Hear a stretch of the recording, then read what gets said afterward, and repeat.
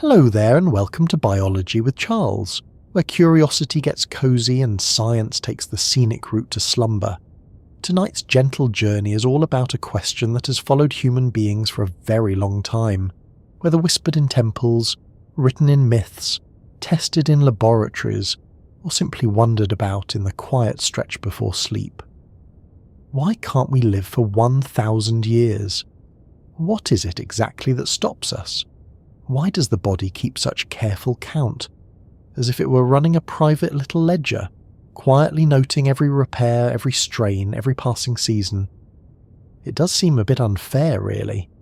The universe gives us oceans, mountains, starlight, warm bread, music, dogs, tea, and then says, do enjoy all this, but do keep an eye on the clock.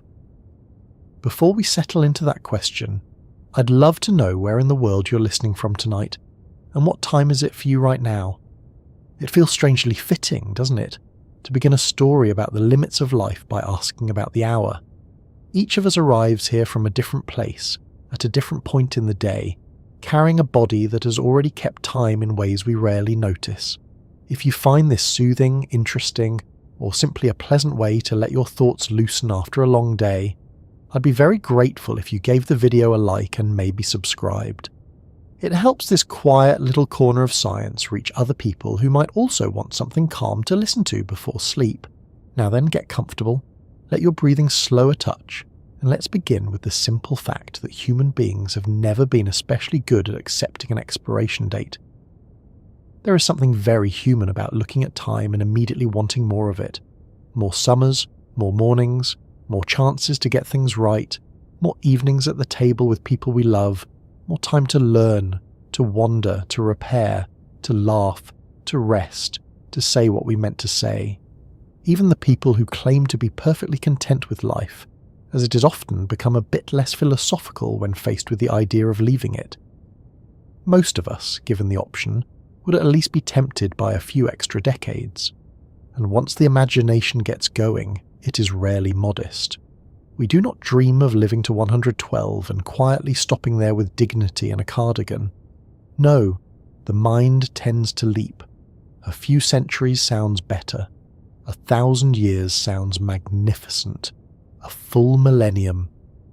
Enough time to see languages change, coastlines shift, cities rise and fall, fashion makes several embarrassing loops back around, and perhaps, at long last, for scientists to agree on whether one particular study really was conclusive. That dream is older than most of the stories we tell about ourselves. Human cultures across the world have imagined long-lived ancestors, immortal gods, magical fruits, secret waters, sacred herbs, hidden lands, and clever tricks by which death might be delayed or defeated. Sometimes those stories are grand and heroic. Sometimes they are almost touching in their honesty. They reveal a species that understands loss very early and never quite gets over it. Even when people accepted that death was natural, they still tended to imagine that perhaps once, long ago, things had been different. Perhaps the first humans lived longer. Perhaps some special being still does. Perhaps somewhere there remains a loophole in the rules. It is hard not to admire the persistence of that hope. Biology keeps handing us evidence and humans keep replying, yes, but what if there's a workaround? Modern science, of course, approaches the question somewhat differently from myth. Rather than searching for enchanted springs or suspiciously glowing apples, biologists ask what aging is, how cells change over time, why tissues lose resilience, why repair becomes less perfect, why disease becomes more likely, and why natural selection never built us for indefinite survival. The scientific version of the question is in some ways less romantic, but far more interesting, because it does not stop at saying, humans die because that is the way of things. It asks for mechanisms. It wants the nuts and bolts, or perhaps more accurately the proteins and membranes.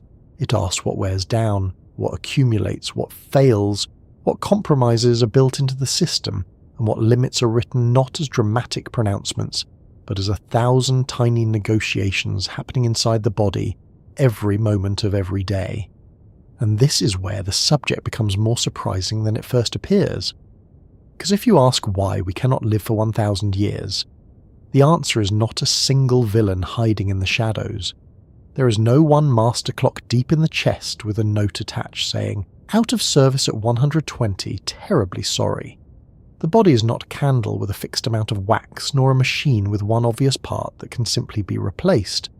It is a living system made of trillions of cells, each doing astonishing work, each subject to stress, error, energy demands, chemical exposure, and the plain difficulty of staying organised for decades on end. The miracle is not that we fail to reach 1,000 years. The miracle is that we function as long as we do. That is worth lingering on for a moment, because familiarity can make the ordinary seem unimpressive. But the human body is not ordinary in any simple sense. It grows from a single cell into a full person. It builds bones, nerves, blood vessels, skin, muscles, glands, and a brain capable of remembering a childhood smell from 30 years ago, while somehow forgetting where the keys are right now. It maintains temperature, pressure, sugar levels, oxygen delivery, waste removal, immune defense, tissue repair, and electrical coordination without needing us to file a request or press a button. It seals cuts, fights infections, rebuilds the lining of the gut, renews blood cells, adjusts to hunger and feast, manages sleep and waking, and keeps going through days of strain and years of change. From that perspective, lasting 80 or 90 years is not a design flaw. It is a staggering performance. Still, even remarkable systems have limits, especially when the job never stops. A bridge can stand for a very long time, but wind, weather, load, and vibration all leave their mark. A house can be maintained, repainted, repaired, reinforced, and restored. But eventually wood warps, pipes corrode, foundations shift, and small problems become larger ones. Living tissue faces a harder challenge still, because it is not inert material. It is active, chemical, reactive, self-modifying, energy-hungry, and vulnerable to mistakes. To stay alive is to burn fuel, and burning fuel always has consequences. To grow is to copy information, and copying information always invites error. To defend against the world is to expose yourself to the costs of defense. Life is not a still object preserved on a shelf. It is a continuous process, and continuous processes are difficult to run forever. One of the gentle disappointments of biology is that there is no such thing as perfect maintenance. Repair is real, and often brilliant, but it is not magical.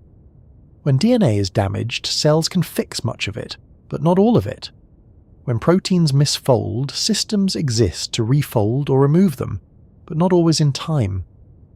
When cells divide, the copied instructions are usually good enough, often excellent, yet not eternally flawless.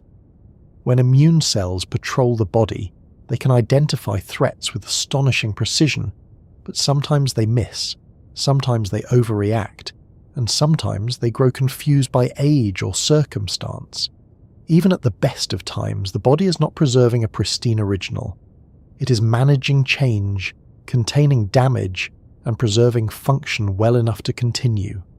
That phrase matters, well enough to continue. Evolution, as we'll see more clearly later, does not build organisms for perfection.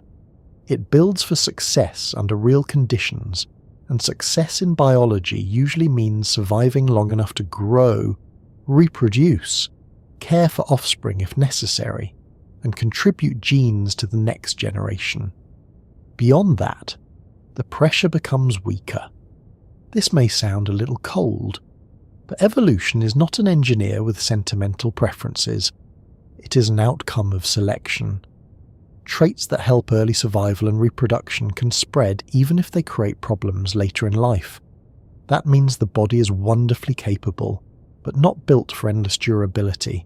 It is less like a cathedral designed to endure unchanged for 1,000 years, and more like an exquisitely adaptive temporary structure, extremely clever, deeply resilient, and nevertheless subject to trade-offs.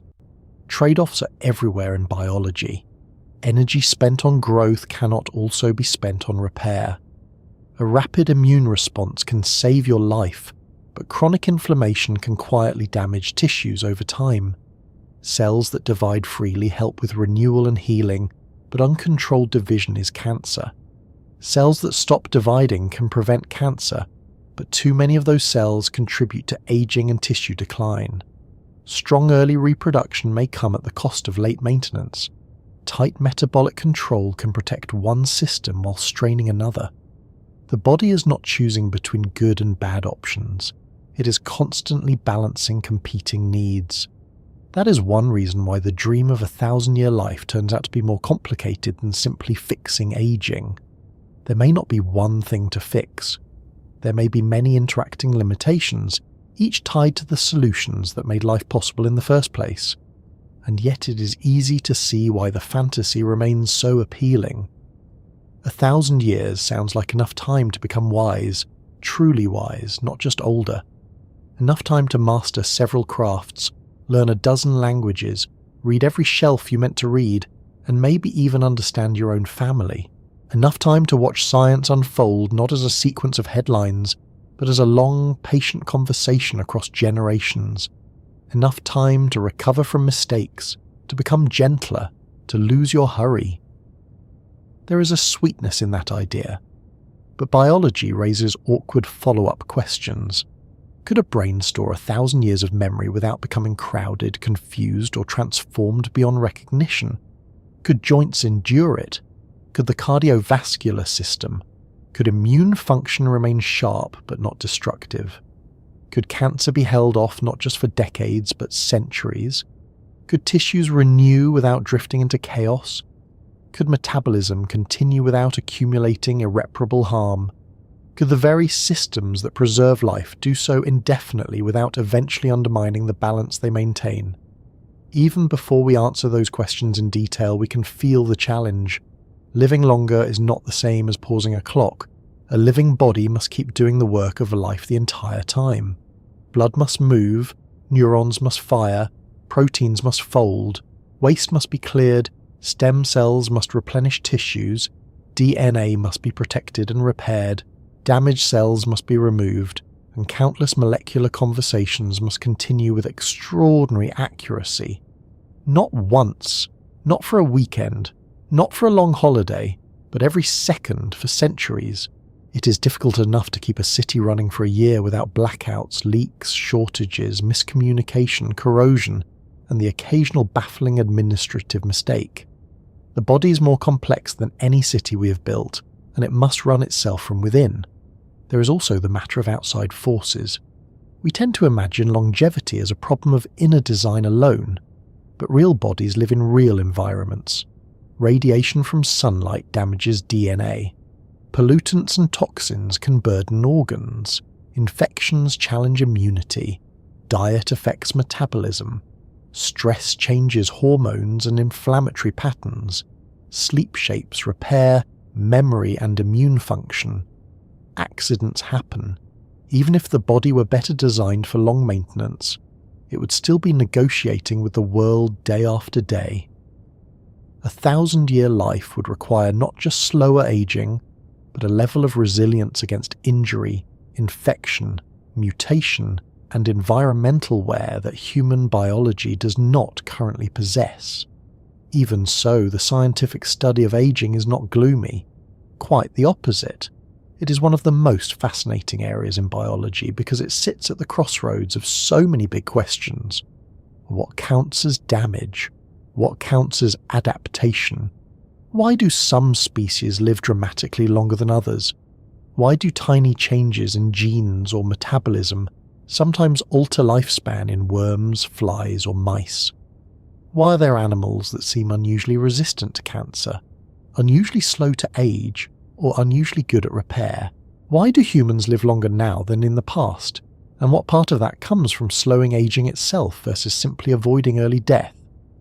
Medicine has already stretched human life in impressive ways, mostly by reducing infectious disease, improving nutrition, lowering infant mortality, managing trauma, and treating chronic illness. But extending average lifespan and defeating the underlying processes of aging are not quite the same thing. That distinction is important because people often imagine that if life expectancy has increased, then perhaps we are steadily marching toward a 1,000-year lifespan. But life expectancy is a population measure. It tells us how long people tend to live under particular conditions, not what the human body is fundamentally capable of in ideal circumstances. Much of the historical rise in lifespan came from protecting people from dying young, which is a magnificent achievement, but it does not mean the body's deepest biological limits have vanished. Reaching old age is not the same as making old age biologically optional. It is one thing to stop cholera, treat pneumonia, perform surgery, manage blood pressure, or replace a failing hip. It is another thing entirely to keep every cell and organ in excellent working order for a millennium. There is a quiet lesson in all of this, and it is not a pessimistic one. The body is neither a failed immortal nor a broken machine. It is a living compromise that does something extraordinary for a surprisingly long time. Aging is not a single switch being flipped from youth to decline.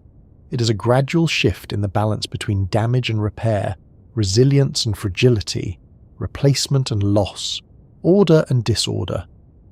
That shift happens at many levels at once, in cells, tissues, organs, systems, and behaviour. It is shaped by genes, environment, chance, disease, diet, sleep, movement, social conditions, and plain time. To ask why we cannot live for 1,000 years is really to ask how a living system holds itself together at all, and why that task becomes harder with every passing decade. And perhaps that is why the question feels so compelling at night. In the daytime it sounds like a science problem, almost technical. But later, when things are quiet, it becomes personal. You notice that your body has a history. It remembers old injuries, old habits, old strains.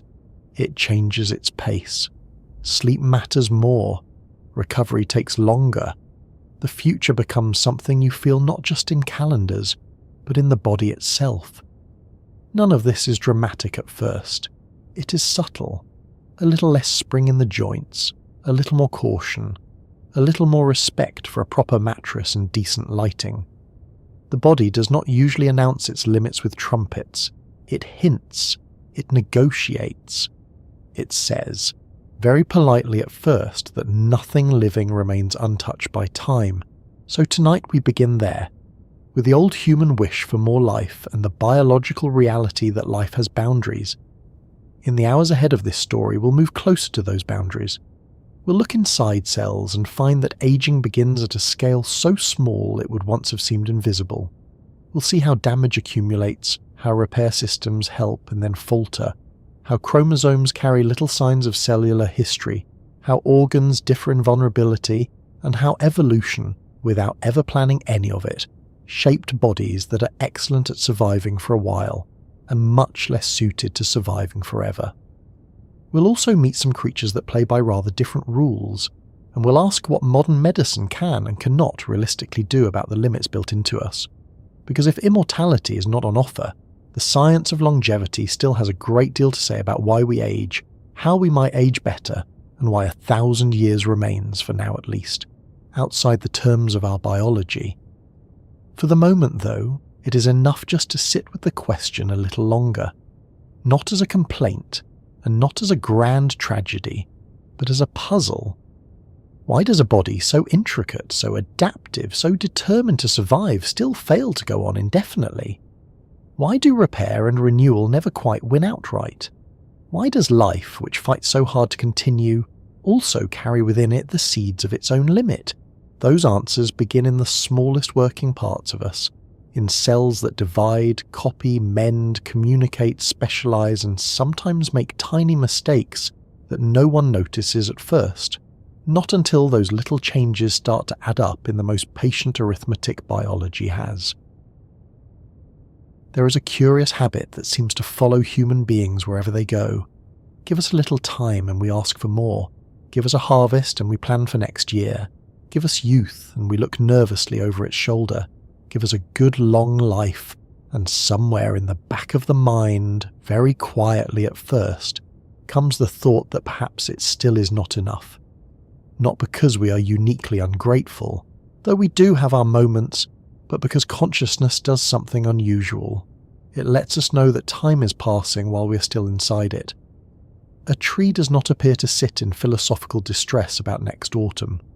A cat may resent the delay of dinner, but it does not seem burdened by the abstract knowledge that its life is finite, and therefore in need of extension. Humans, meanwhile, can ruin a perfectly decent afternoon by thinking about mortality while folding laundry. That awareness changes everything. It means that from a very early point in our history, long before laboratories and microscopes and serious people in protective gloves, our species was already trying to bargain with the limit. Not always directly.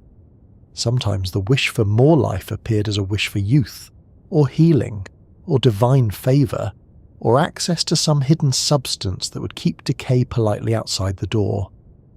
Sometimes it took the form of stories about people who'd once lived much longer than we do now. Sometimes it became ritual, medicine, prayer, empire, exploration, or poetry, but the core of it stayed remarkably constant. Human beings did not merely want to survive the day, we wanted time widened. You can see this desire in some of the oldest stories we possess.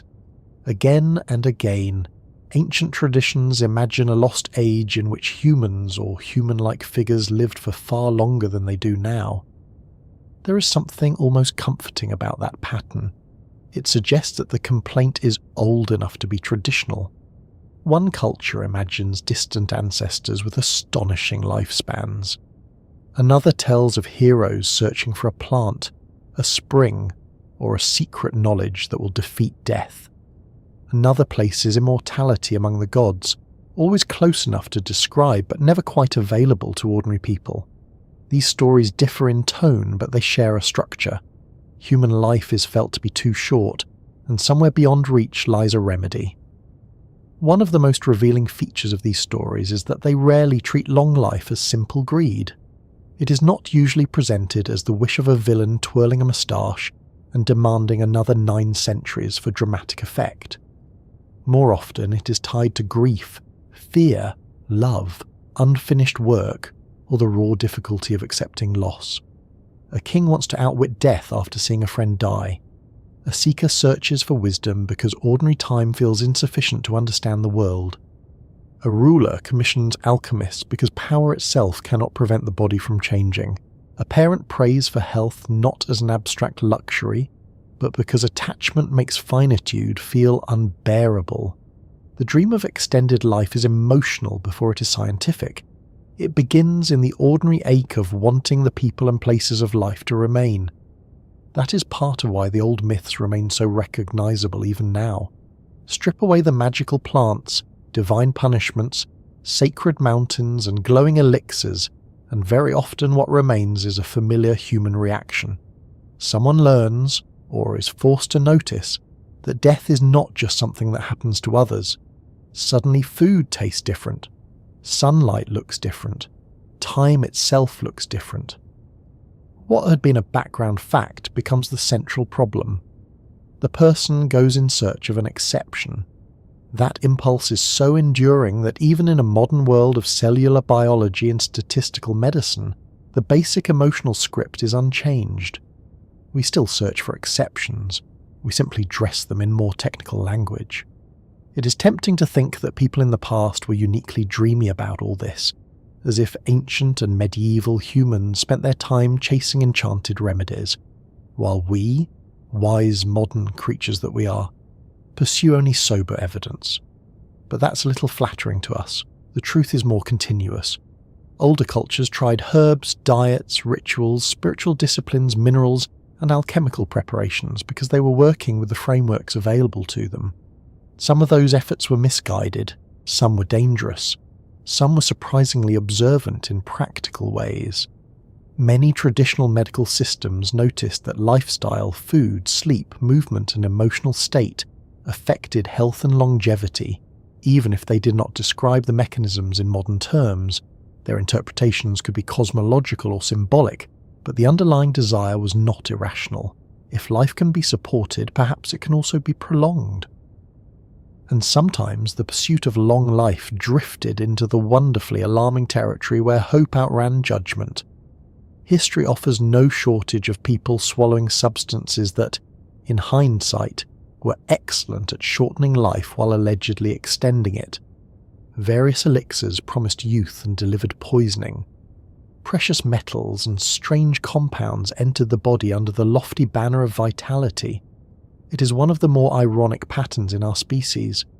In trying to escape death, we occasionally march toward it with impressive enthusiasm and a very expensive bottle. Still, even those episodes reveal something important.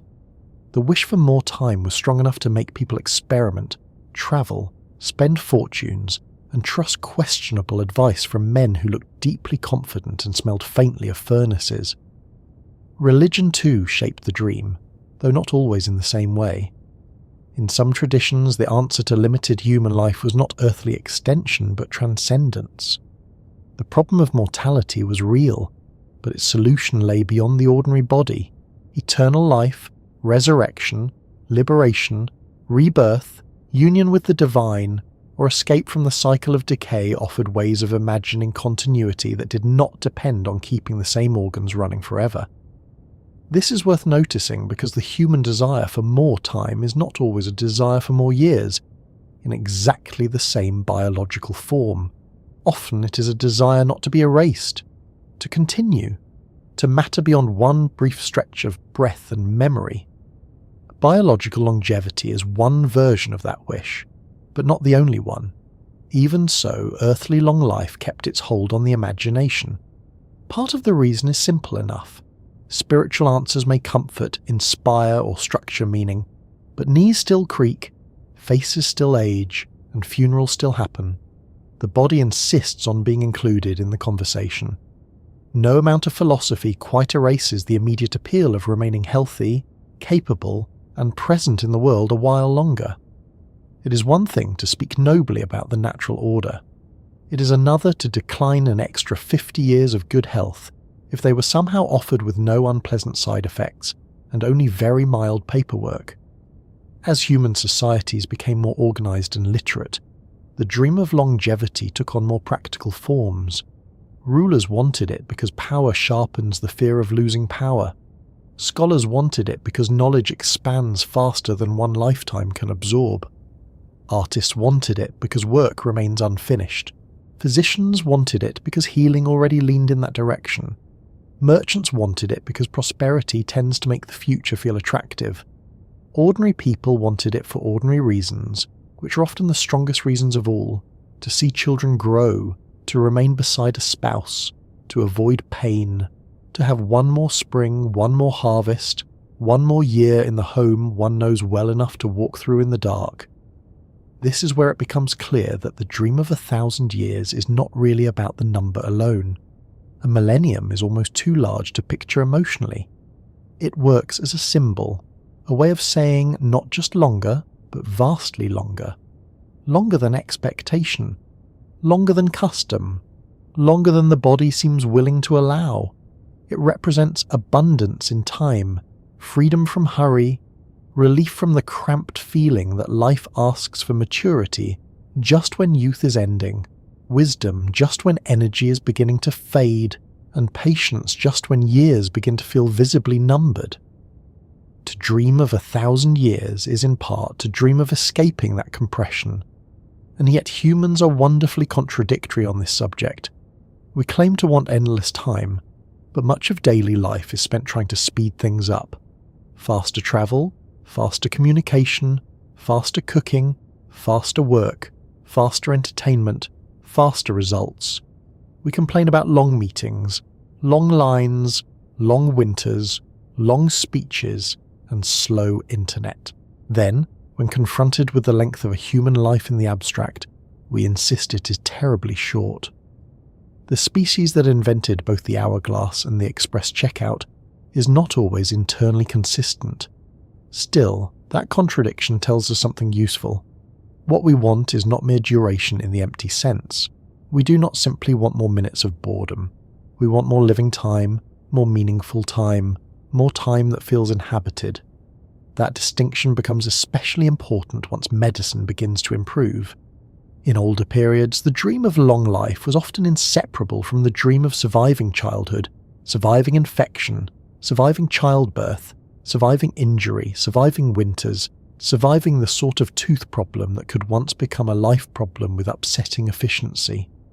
As sanitation, nutrition, vaccination, surgery, antibiotics, and public health advanced, something remarkable happened. Many more people reached older ages. A large part of human history had been spent dying before the body's deeper aging processes could even fully unfold. When that changed, longevity stopped being only a dream of avoiding sudden death and became more clearly a question about the aging process itself. That shift created a new kind of hope. If medicine can stop so many causes of early death, perhaps it can also address aging. If we can replace a valve, transplant an organ, lower blood pressure, treat diabetes, clear cataracts, repair joints, and manage infections that were once fatal, perhaps the body's limit is not fixed after all. Perhaps old age is merely a technical problem awaiting better tools. This is where modern thinking begins to sound less mythic, but the emotional logic is very old. We discover a little control and immediately wonder whether total control might follow. The modern marketplace, predictably, has been delighted to assist. Wherever humans fear aging, someone will appear with a pill, powder, tonic, cream, protocol, device, injection, or deeply committed podcast. Some ideas are grounded in serious research. Some are moderately plausible but oversold. Some are nonsense in expensive packaging. The anti-aging world is a remarkable blend of real science, sincere hope, opportunism, self-experimentation, and enough supplements to alarm a medium-sized horse. This does not mean the desire behind it is foolish.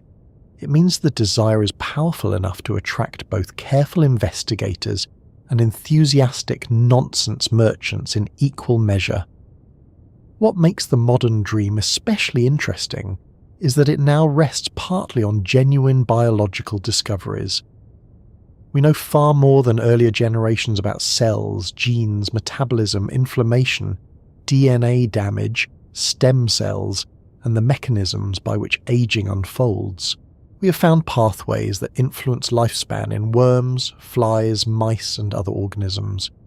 We have seen that caloric restriction can affect longevity in some species, that certain genes alter maintenance and repair, that cellular senescence matters, that cancer resistance and tissue renewal involve trade-offs, and that lifespan is not purely random. In other words, the ancient intuition that long life might have mechanisms rather than being a matter of luck alone was not entirely wrong. The body does have systems that shape how aging proceeds. The trouble is that those systems are complex, intertwined, and not easily pushed toward immortality without consequences. Even so, once a society begins to believe that aging has mechanisms, the old dream returns with new confidence. It no longer sounds like a fairy tale, it sounds like a research program. Investors become interested, startups appear, headlines become dramatic. People begin speaking not merely of healthy aging, but of reversing aging, curing aging, defeating aging, treating aging as though it were one disease with a clean target and a convenient funding round. Some of that enthusiasm is productive. Some of it is merely the latest form of the oldest wish.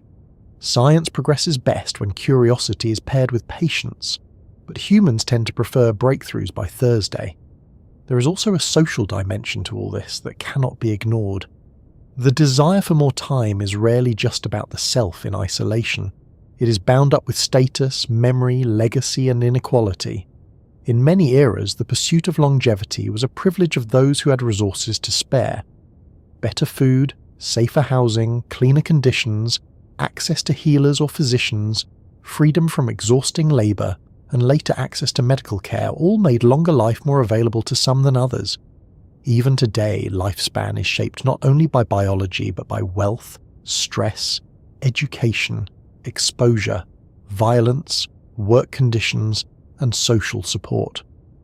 So when people dream of radical longevity, one unspoken question hovers nearby.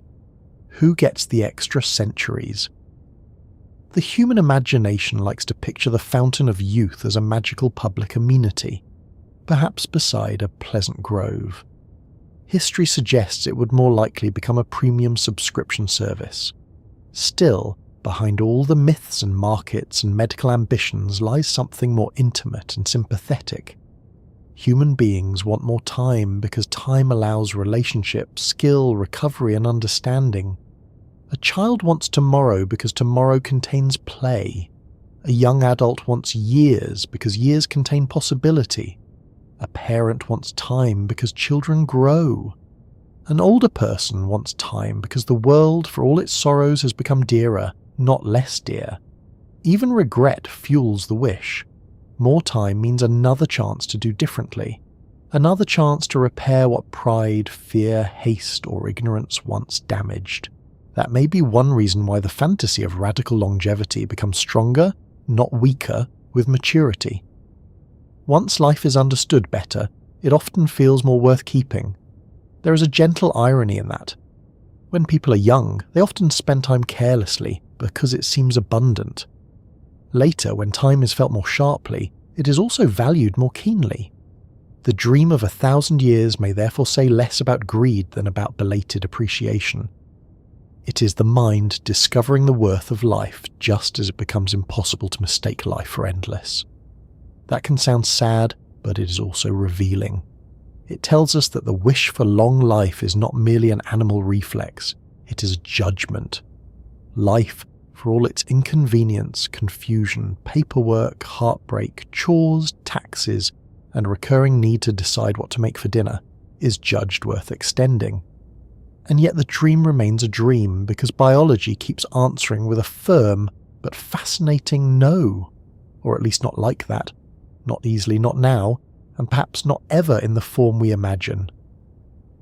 The story's promised secret shortcuts. Science, when it is honest, usually offers something else, complexity. It tells us that long life is not a single treasure to be discovered, but a balance maintained across countless fragile processes.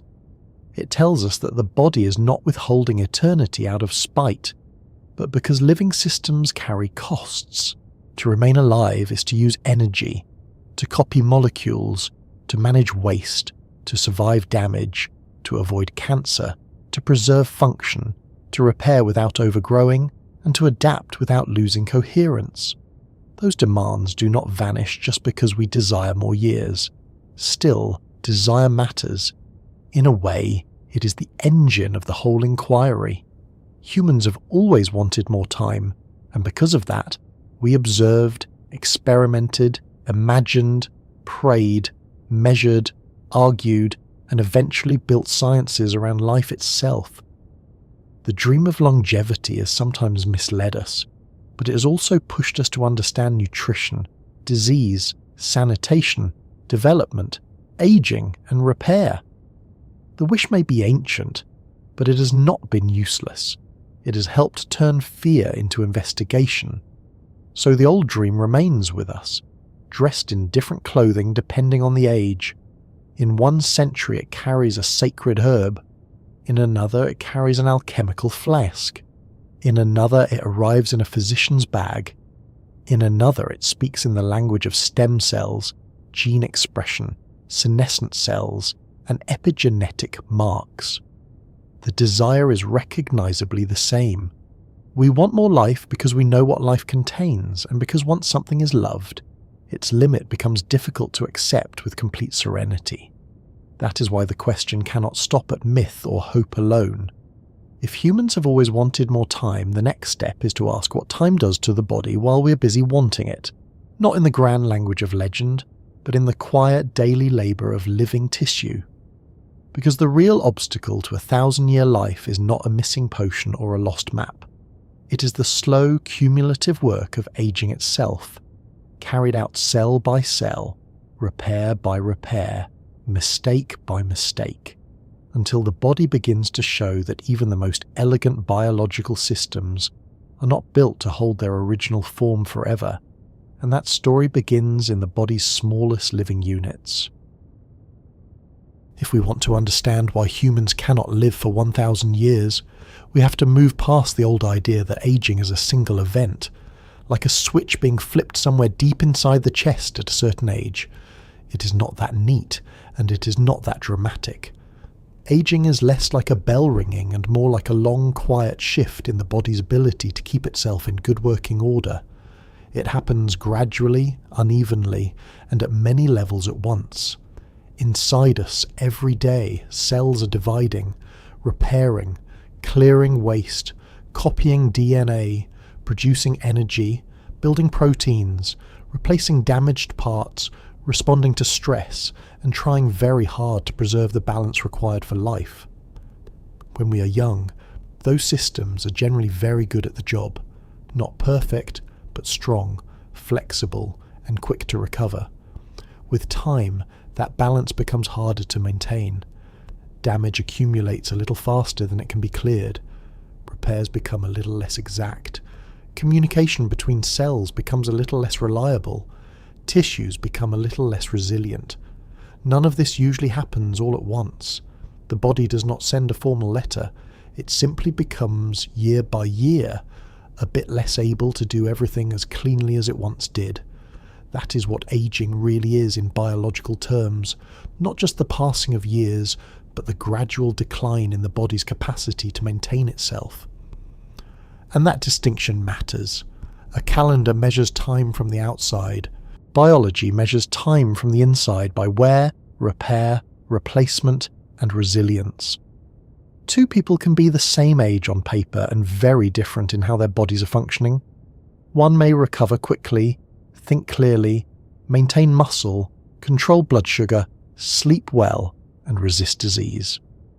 Another may already be dealing with inflammation, tissue loss, vascular damage, and reduced repair. Chronological age and biological age are related, of course, but they are not identical. The body keeps its own records, and it writes in a language made of cells. A good place to begin is with the fact that the body is not built from one permanent material. It is alive because it is dynamic. Skin cells are replaced. The lining of the gut renews itself. Blood cells are produced in vast numbers. Bone is constantly being remodeled. Proteins are made and broken down. Hormones rise and fall. Immune cells patrol, react, and withdraw. Even tissues that seem stable are full of ongoing activity. Life depends on controlled turnover. This is one of the great strengths of the body. It is not a rigid statue slowly weathering in place. It is a bustling city under continuous maintenance. Roads are patched, broken machinery is removed, new workers arrive, waste is carried out, messages are sent, and essential services run day and night. That is also what makes aging so complicated. A static object only has to avoid damage. A living body has to keep operating while constantly rebuilding itself, and it must do so with extraordinary accuracy for decades. When people imagine aging, they often think first of visible features: wrinkles, grey hair, a slower walk, softer skin, stiffness in the joints. Those are real, of course, but they are surface signals of deeper processes. The real story of aging begins long before those outward signs are obvious. It begins in the small burdens that cells must carry and the fact that no cellular system is perfectly free from error. Cells are astonishingly capable, but they are not magical. They live in a crowded chemical environment.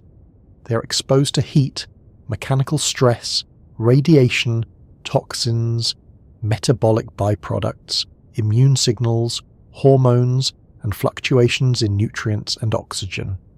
They must copy their DNA, fold proteins into precise shapes, maintain membranes, control internal chemistry, and respond correctly to messages from neighbouring cells. It is an enormous workload. For a long time, the system copes beautifully. Then gradually, across years and decades, small flaws begin to matter more. One of the simplest ways to think about aging is as a shift in the balance between damage and repair. Damage is happening all the time. Even in healthy young bodies, that is normal. DNA is damaged by ordinary metabolic processes. Proteins become misfolded. Mitochondria, the energy-producing structures inside cells, generate reactive molecules as part of their work. Membranes are stressed. Waste products appear. Cells are injured and replaced. The reason youth works so well is not because damage is absent. It is because repair, replacement, and regulation are efficient enough to keep damage from accumulating to harmful levels. Aging begins to emerge when the balance tilts. Repair still happens, but it becomes less complete. Replacement still happens, but sometimes with less precision. Waste is still cleared, but not always fast enough. The city keeps running, but the maintenance crews are now dealing with more backlog and a few more mistakes in the paperwork. This is where people sometimes ask a fair and slightly impatient question. If the body is so good at repairing itself, why not just keep repairing forever? The answer is that repair itself has costs and limits. To repair tissue, cells often need to divide. But every round of division carries the possibility of copying errors. To replace damaged cells, the body relies on stem cells and progenitor cells, but those populations are not infinitely robust. To remove damaged material, cells use disposal systems that can become overloaded. To prevent cancer, the body sometimes forces compromised cells to stop dividing, which is protective in one sense but can reduce tissue renewal in another. The body must constantly choose between competing risks. Too much cell division raises cancer risk. Too little cell division weakens repair. Strong immune surveillance helps remove threats, but chronic immune activation can itself damage tissues. Biology is full of such trade-offs. One of the most important ideas here is that aging is not caused by one single type of damage. It is a network problem. DNA damage matters, but so do protein misfolding, mitochondrial dysfunction, chronic inflammation, cellular senescence, stem cell exhaustion, altered communication between tissues, loss of tissue structure, and changes in nutrient sensing and metabolism. These processes interact. Damage in one area can worsen others. A cell with faulty energy production may handle repair poorly. A tissue with chronic inflammation may create more molecular damage. An aging immune system may become worse at clearing abnormal cells, which increases the burden on surrounding tissues. The body ages not as a set of isolated breakdowns, but as a connected system gradually losing some of the precision that makes youth possible. Let's pause with cells themselves, because they are at the heart of the story. A cell is not just a little bag of fluid with a DNA manual inside. It is a highly organized working unit. It senses its environment, takes in nutrients, produces energy, builds molecules, disposes of waste, responds to signals, and in many cases divides. Different cells do different jobs. Muscle cells contract. Neurons transmit signals. Immune cells patrol. Liver cells process chemicals. Skin cells form barriers. Bone cells shape the skeleton. All of them rely on internal order. They must keep the right molecules in the right places at the right times. When that internal order becomes harder to maintain, cellular function becomes less reliable. Aging, in a very practical sense, is the growing difficulty of preserving order in the face of continual stress and ordinary use. Take proteins, for example. Proteins do most of the work in the cell. They are enzymes, structural supports, transporters, receptors, signals, and motors. To function properly, they must be made correctly and folded into exact shapes. A misfolded protein may fail at its job or clump together with others. Cells have quality control systems to monitor this, repair what can be repaired, and destroy what cannot. In younger systems, this control is generally excellent. Over time, it can become less efficient. Misfolded or damaged proteins accumulate more easily. Disposal systems, such as the proteasome or autophagy pathways, become less effective. The result is not immediate chaos, but a gradual increase in cellular clutter and dysfunction. This matters especially in long-lived cells such as neurons, which must maintain themselves for many years with limited replacement. Energy production is another central piece. Cells need energy constantly, and much of that energy comes from mitochondria. These structures are often described as the powerhouses of the cell, which is a bit overused but still basically fair. Mitochondria convert nutrients into usable energy. In doing so, they also generate reactive byproducts.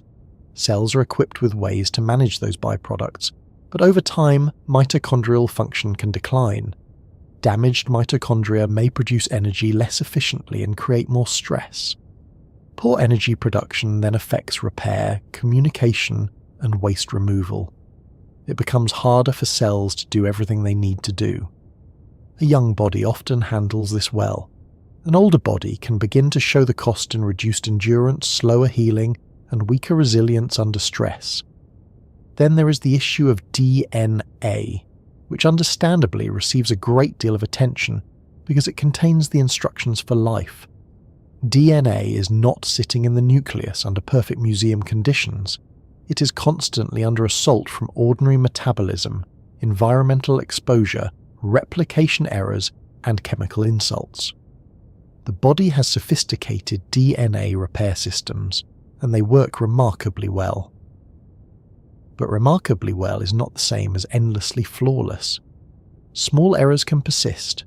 Mutations accumulate. Most do not immediately cause disaster, but over time they contribute to dysfunction, cancer risk, and altered cellular behavior. Importantly, aging is not simply DNA getting bad. It is the cumulative consequence of many small changes in how cells preserve and interpret their instructions. And even when the DNA sequence itself is intact, there is another layer to consider: gene regulation. Cells do not just need correct genes. They need the correct genes to be turned on or off at the right moments and in the right amounts. This regulation is part of what keeps a liver cell acting like a liver cell and a neuron acting like a neuron. Over time, the patterns of gene regulation can drift. Some genes become less responsive. Others become inappropriately active. The cellular identity that was once maintained with great fidelity becomes a little fuzzier around the edges. The instructions are still there, but the reading of them becomes less exact. That can alter how cells respond to damage, inflammation, stress, and repair demands. Another major feature of aging is cellular senescence. This is a protective program in which a cell stops dividing, often in response to damage or stress. In some contexts, this is helpful. A cell at risk of becoming cancerous is safer if it permanently exits the cycle of division. But senescent cells do not simply vanish. They can remain in tissues and secrete inflammatory molecules and other factors that affect neighbouring cells. A few senescent cells are not a problem. Over time, as more accumulate and clearance becomes less efficient, they can contribute to tissue dysfunction. This is one of the strange features of biology. A mechanism that protects the organism in one way can, when it persists or accumulates, contribute to aging in another. The body is full of clever solutions that become less elegant when stretched over many decades. Inflammation deserves special attention as well. Inflammation is not inherently bad. It is essential for defense and repair. If you cut your skin or fight an infection, inflammatory signals help coordinate the response. The problem is not inflammation itself, but chronic low-level inflammation that lingers without resolving cleanly. As bodies age, inflammatory signaling tends to increase. This is sometimes subtle, but it has widespread consequences. It can interfere with tissue function, worsen metabolic control, strain blood vessels, affect the brain, and amplify other forms of damage. In a younger system, inflammation rises when needed, and then settles. In an older system, the background level can remain just high enough to become damaging over time, like a fire alarm that never fully stops buzzing. Stem cells are another part of the picture. Many tissues rely on stem cells or similar progenitor cells to replenish worn-out cells and support repair. Muscle has repair cells. Blood is renewed from stem cells in the bone marrow. Skin and gut tissues rely heavily on ongoing replacement. With age, stem cell populations often become less effective. Some decline in number, some lose functional capacity, Some respond less well to signals. Some operate in a tissue environment that has itself become less supportive. The result is slower regeneration, weaker healing, and reduced adaptability. Again, this is not a sudden collapse. It is a gradual decline in the reserve capacity that once made recovery seem almost automatic. Aging also affects the spaces between cells, not just the cells themselves. Tissues are supported by extracellular matrix, a structural network of proteins and molecules that provides shape, strength, elasticity, and signaling context. Collagen, elastin, and other matrix components help skin stay firm, vessels stay flexible, cartilage absorb force, and organs maintain architecture. Over time, the matrix changes. Proteins can become cross-linked, stiffened, fragmented, or otherwise altered. This affects tissue mechanics. Skin loses elasticity. Blood vessels become stiffer. Lungs may lose some compliance. Cartilage becomes less resilient. Even if cells were functioning reasonably well, the material environment around them is gradually changing. Aging is therefore not only a problem inside cells, but also a problem in the scaffolding that supports them. One reason the body seems built to last is that evolution did indeed produce remarkably durable systems.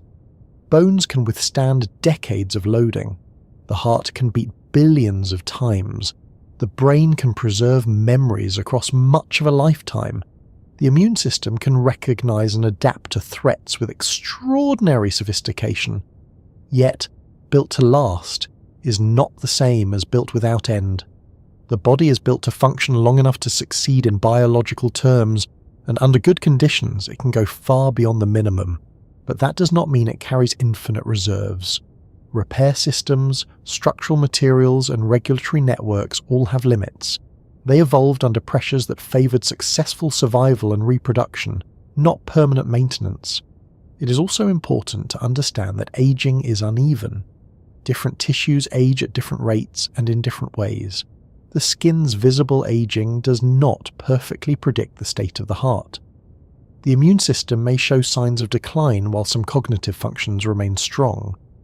Muscles may weaken even as many neurons continue to function. Some organs have large reserve capacity. Others are more vulnerable to cumulative damage. This unevenness can make aging feel confusing. People do not simply get old in one uniform manner, they become more variable. Different systems reveal their limitations on different schedules, influenced by genes, activity, diet, stress, disease exposure, sleep, accidents, and chance. And perhaps that is one of the most humbling parts of the whole subject. Aging is not just about time passing, it is about complexity becoming harder to maintain.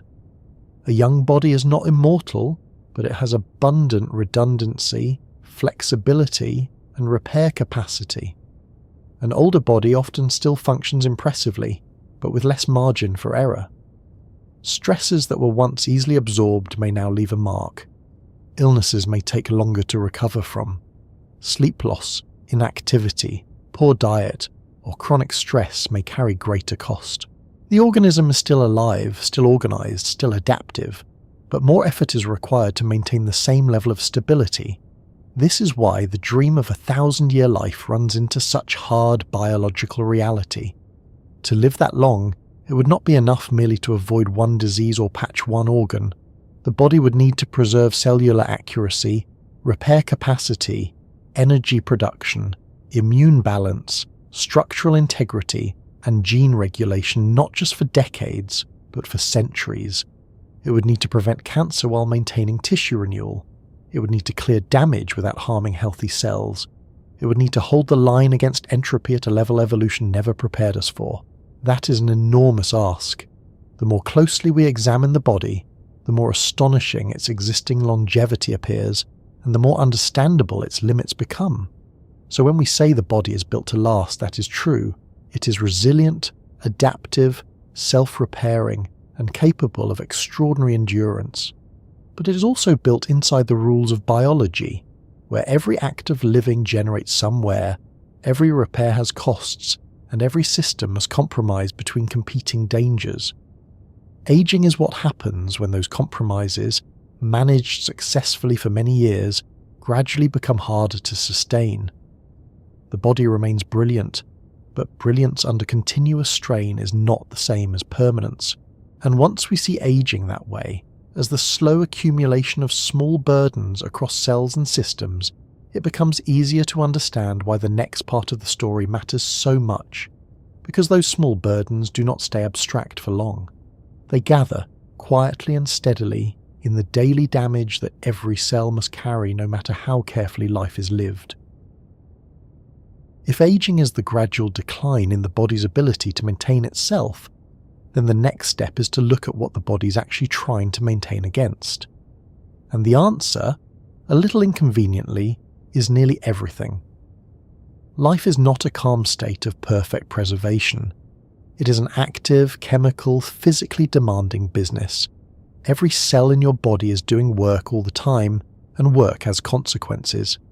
Energy must be produced, molecules must be built and broken apart, membranes must stay intact, DNA must be copied and protected, proteins must be folded into just the right shapes, waste must be cleared, signals must be sent, received, interpreted and acted on. Meanwhile, the outside world is not exactly helping. Sunlight, toxins, infection, heat, cold, mechanical strain, inflammation, and random chance all keep adding their own little complications. So when we ask why damage slowly builds no matter what we do, the answer begins with a rather simple truth. Staying alive is messy. That can sound discouraging at first, but it is really just the price of being dynamic. A stone sitting on a hill can avoid certain kinds of damage simply by not doing very much. A living cell does not have that luxury. It must remain organized while thousands upon thousands of processes are happening inside it every second. It must take in raw materials, convert them into useful forms, move components around, repair injured structures, communicate with neighboring cells, and respond to changes in the environment. It is more like a factory, a laboratory, a recycling center, and a power station all folded into one tiny space. Under those conditions, it would actually be strange if no damage occurred. The remarkable part is not that cells experience wear. The remarkable part is that they cope with it as well as they do for as long as they do. A good example is energy itself. Every cell needs energy to function, and much of that energy comes from mitochondria. These structures process fuel and help turn it into a form the cell can use. It is an elegant system, but like most systems that involve chemistry and heat, it produces byproducts. Some of those byproducts are reactive molecules that can damage DNA, proteins and membranes if they are not neutralized or controlled. Cells have antioxidant systems and repair systems to manage this, and for a long time they do it very effectively. Still, the fact remains that one of the most essential activities of life, making energy, also produces some of the wear that life must then repair. It is a bit like running a fireplace that keeps the house warm while quietly coating the chimney with soot. The fire is necessary, but it is not consequence-free. This is one of the recurring themes in biology. The very processes that keep us alive also expose us to risk. Oxygen is indispensable for complex life, but oxygen chemistry is reactive. Cell division allows growth and renewal, but copying DNA introduces the possibility of error.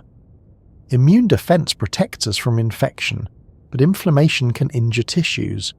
Movement keeps muscles and bones strong, but mechanical force wears cartilage and connective tissue. Even eating, which is generally a pleasant and welcome activity, especially if bread is involved, creates metabolic work, waste products, fluctuations in blood sugar, and chemical stress that the body must manage. Life is not failing when these things happen. This is what life is. Inside each cell, damage takes many forms. DNA can suffer breaks, chemical modifications, or replication mistakes. Proteins can become misfolded, oxidized, or stuck together in the wrong combinations. Lipids in cell membranes can be altered, affecting how membranes function. Mitochondria can become less efficient or more error-prone. Waste products can accumulate. Tiny structures that help organize the cell can become less reliable. Over short periods, this is not usually a serious problem. Cells are equipped with repair enzymes, chaperone proteins, disposal systems, antioxidants, checkpoints, and emergency responses. But over years and decades, little imperfections that would once have been harmless begin to add up. A few damaged molecules are nothing. A persistent shift in the balance of damage and cleanup is something else entirely. It helps to picture the cell not as a delicate crystal that must remain untouched, but as a busy workshop that never closes. Machines are running, materials are being brought in and taken out, some components are wearing down, some tools need replacing, dust gathers, filters must be changed, parts jam occasionally. Workers make small mistakes and correct most of them. As long as maintenance keeps pace with wear, the workshop runs beautifully. But if the load increases, or the maintenance becomes slightly less efficient, clutter builds. A machine starts running hot. Another begins making more errors. Cleanup takes longer. Repairs become more frequent and a little less exact. Nothing dramatic has happened yet. But the direction of travel has changed. That is how a great deal of aging begins, not with catastrophe, but with backlog. One reason damage builds slowly no matter what we do is that biological repair systems are not designed for perfect restoration. They are designed for good enough restoration under real conditions. That distinction matters. When DNA is repaired, the vast majority of the time the job is excellent. When proteins are monitored and either refolded or destroyed, the system is usually highly effective. When damaged organelles are removed, it is generally a sign that quality control is working. But the word usually is doing a lot of work there. The body is not preserving an untouched original. It is managing an ongoing process with limited resources, competing priorities, and constant exposure to stress. Some damage is repaired flawlessly. Some is repaired imperfectly. Some escapes notice. Some is tolerated because eliminating it would create even greater problems. Biology is full of such compromises. Take DNA again, because it is central and because it quietly endures an astonishing amount of stress. Even normal metabolism can damage DNA. So can radiation from the environment, certain chemicals, inflammation, and ordinary copying errors during cell division. The cell responds with a range of repair mechanisms, each specialized for different kinds of injury. These systems are among the most important guardians of health. Without them, life would fall apart quickly, but even with them, damage is not brought to zero. A small number of mutations persist. Tiny structural changes accumulate. Most will not matter much at first. Some will remain harmless forever. Others may alter how a cell behaves. Over the years, especially in tissues with many divisions or exposures, the burden grows. The body can tolerate a great deal, but not an infinite amount. Protein damage follows a similar pattern. Proteins are built from amino acids and must fold into precise shapes to function properly. A protein that folds incorrectly may lose its function, stick to other proteins, or become difficult to clear. Cells use chaperone molecules to help proteins fold, and they use systems like the proteasome and autophagy to get rid of damaged ones. When these quality control pathways are strong, the internal environment remains orderly. Over time, however, damaged proteins can accumulate faster than they are removed. Some become sticky, some aggregate. Some interfere with normal function. In tissues that rely on long-lived cells, such as the brain, this becomes especially important. A cell that cannot easily replace itself must live with the consequences of its own housekeeping for a very long time. Then there is the issue of lipids and membranes. Cell membranes are not just wrappers keeping the insides in and the outsides out. They're active, functional structures involved in signaling, transport, recognition, and organization. Their composition matters. When lipids are oxidized or otherwise chemically altered, membrane behavior can change. Receptors may not function as well. Transport can become less efficient. Internal compartments may lose some integrity. Again, the body has ways to manage this, but not indefinitely without cost. Wear builds because the materials of life are doing real work in a real environment. Nothing remains pristine merely because it is alive. Mechanical stress adds another layer. Some cells and tissues live under repeated physical demand. Heart muscle contracts again and again, billions of times across a lifespan. Blood vessels stretch and respond to pressure continuously. Joints absorb force with every step. The lungs expand and contract. The skin bends, presses, and protects. The gut moves food through in rhythmic waves. These are not signs of weakness, they are signs of function. But repeated function over years creates tiny injuries, subtle structural changes, and maintenance demands. Youth handles these easily. Later, the same demands begin to leave more lasting marks. Cartilage becomes less smooth, vessels become stiffer, tissue repair slows. The body does not suddenly stop tolerating motion, it simply becomes a little less forgiving. The immune system also plays a double role in cellular wear. It protects us, which is obviously a major advantage unless one has a particular fondness for untreated infections. But immunity is not free. Fighting pathogens requires energy, inflammatory signaling, rapid cell activity, and cleanup afterward. Every immune response carries a cost. In a healthy young body, that cost is usually worth paying and well controlled. Yet over time, repeated immune activation, lingering infections, environmental exposures, and age-related dysregulation can contribute to a state of chronic low-level inflammation. This background inflammatory activity can damage tissues, alter cellular communication, and make repair less clean. The body's defenders, so necessary in one context, can add strain in another. It is as though the security system starts mistaking ordinary background noise for suspicious movement and keeps turning the lights on all night. Metabolism itself contributes to wear in ways that are sometimes less obvious. Cells are constantly sensing nutrients and deciding how much energy to spend on growth, storage, repair, and defense. These pathways are deeply tied to aging. When nutrients are abundant, some systems prioritize growth and reproduction. When resources are scarce, others may shift toward maintenance and conservation. This is not a moral lesson about lunch. It is simply how evolution shaped living systems to respond to changing conditions. The difficulty is that modern human life can push these systems in ways they did not evolve to handle gracefully. Chronically high blood sugar, excess body fat, disrupted sleep, stress, and physical inactivity can all increase cellular damage or reduce the efficiency of repair. But even in the healthiest imaginable lifestyle, damage does not disappear. It merely accumulates more slowly.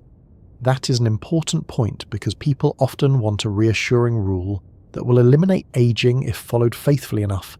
Eat perfectly, sleep perfectly, move perfectly, supplement perfectly, breathe mountain air, avoid stress, never sit in bad lighting.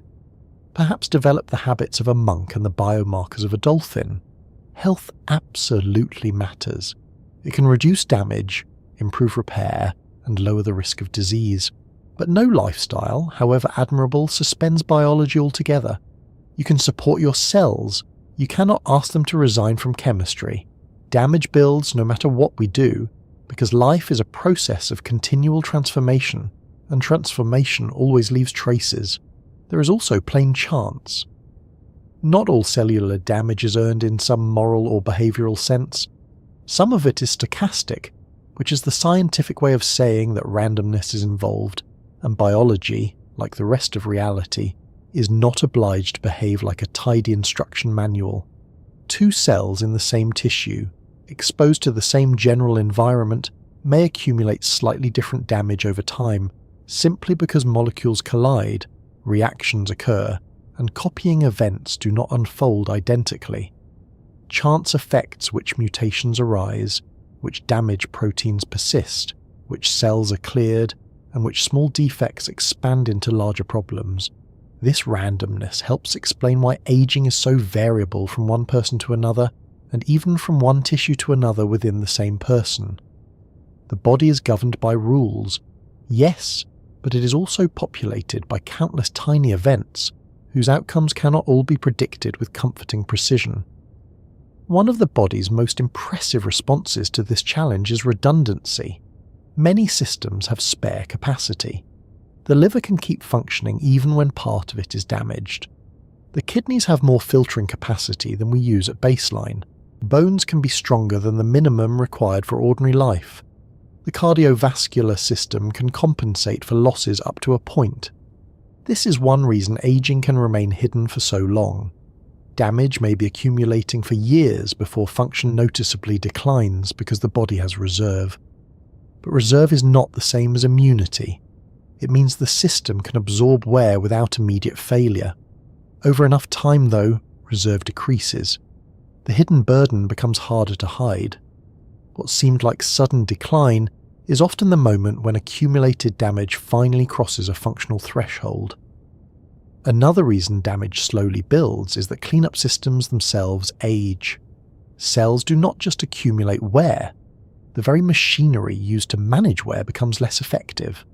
Autophagy, the process by which cells break down and recycle damaged components, may become less efficient. Proteasomes may not clear proteins as effectively.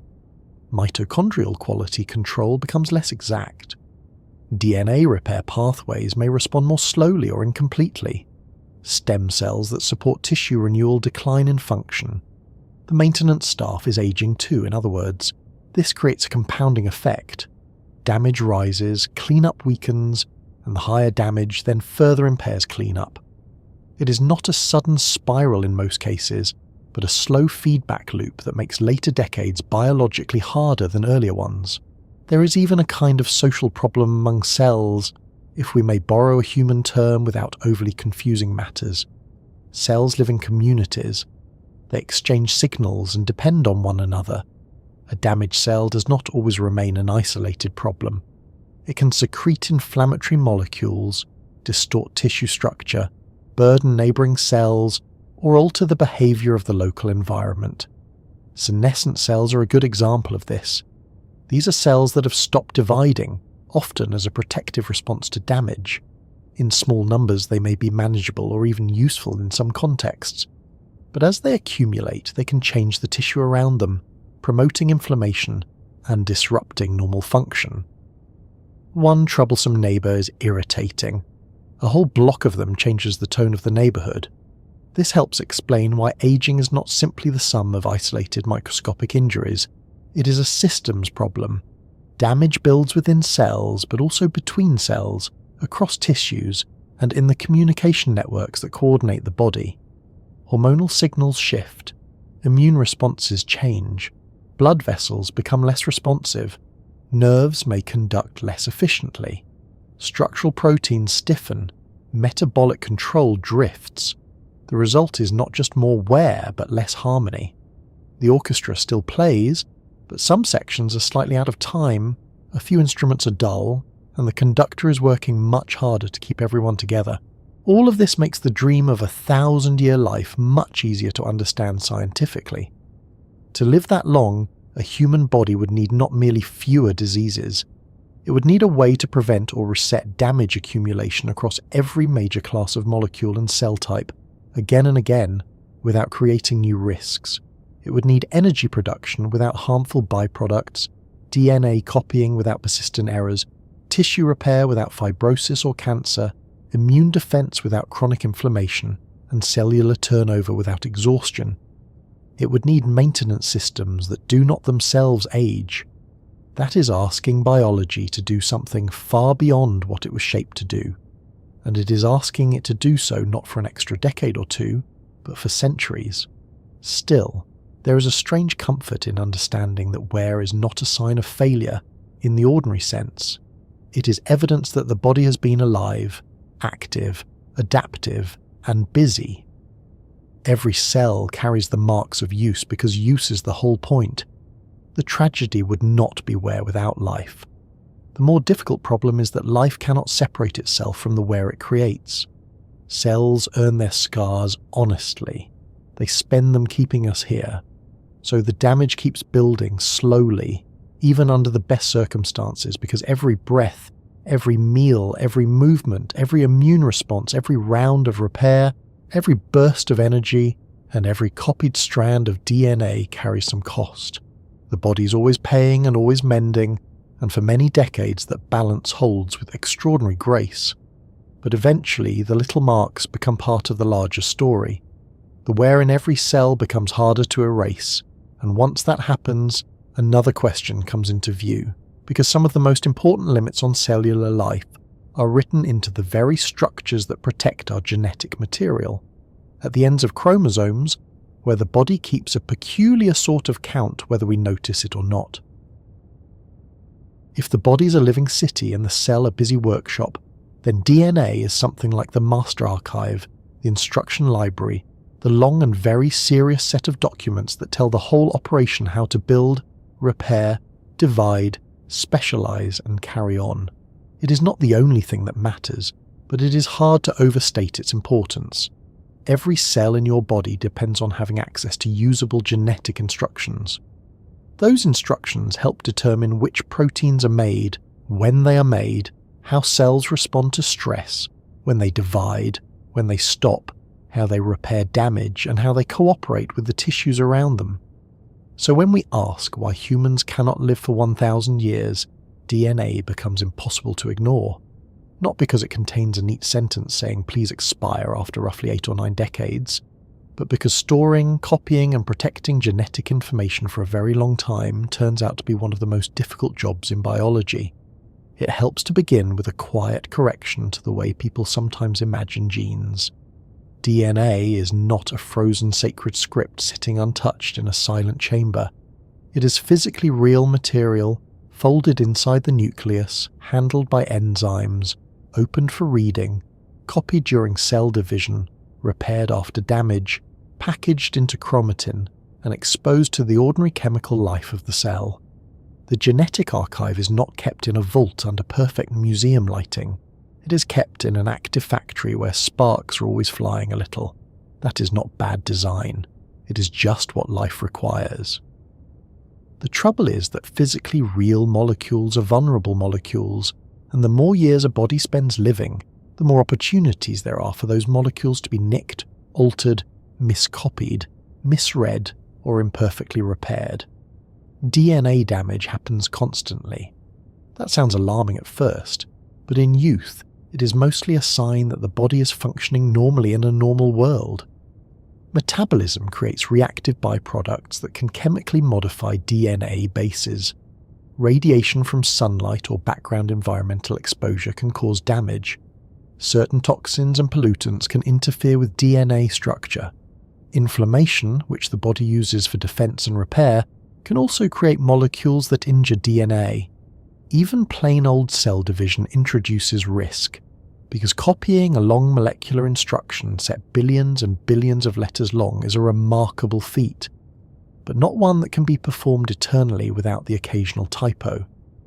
If every cell were copying a shopping list once a week, perhaps perfection might be manageable, but cells are copying an entire biochemical civilization.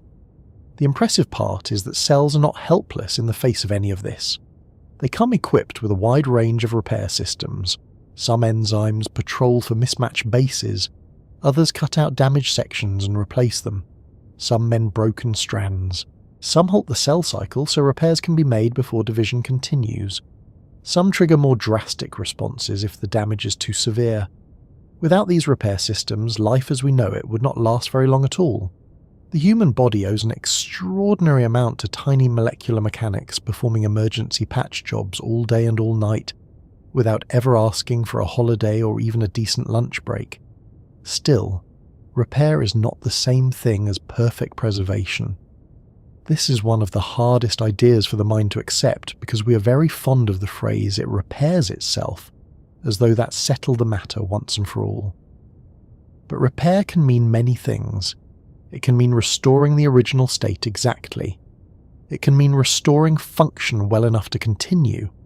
It can mean removing a bad section and replacing it with something that works, even if it is not letter for letter identical. It can mean tolerating a small error because correcting it would create greater risk.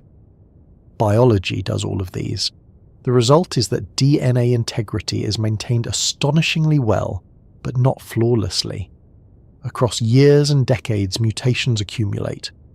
Now, the word mutation tends to arrive with a dramatic soundtrack. People hear it and imagine immediate disaster, glowing monsters, or a single dark twist that changes everything at once.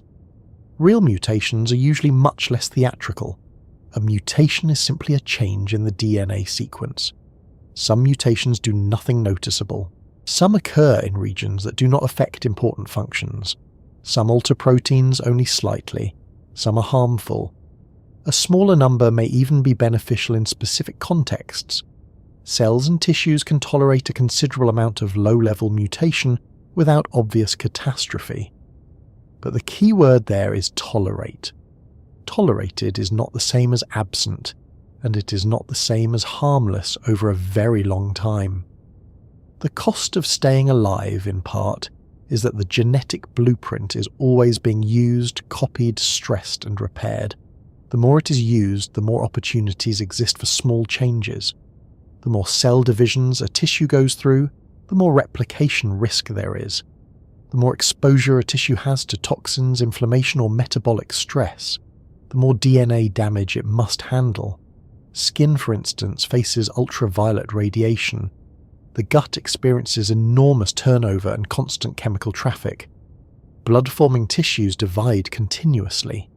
The lungs meet the outside world with every breath. The liver is a chemical processing plant with no option to close early. Over a lifetime, these tissues accumulate distinct histories of DNA damage and repair, like different districts in the same city, all marked by the kinds of work they do. This helps explain why aging is not merely about one master clock ticking away inside every cell at the same rate. Different cells accumulate different burdens. Some divide often and risk replication errors. Others divide very little but must maintain themselves for decades, living with whatever molecular wear and waste they gradually gather. Neurons are a good example of the second type. Many neurons are not regularly replaced, so they must preserve function across long stretches of time. A skin cell may be renewed. A neuron must often endure. That makes good maintenance essential, but it also means that damage management is not the same problem in every tissue.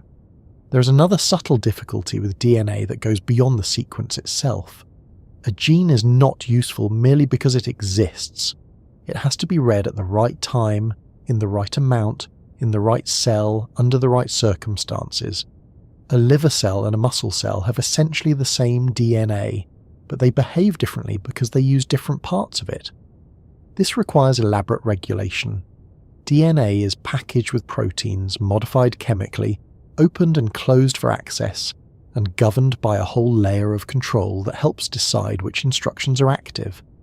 Over time, this regulatory system can drift.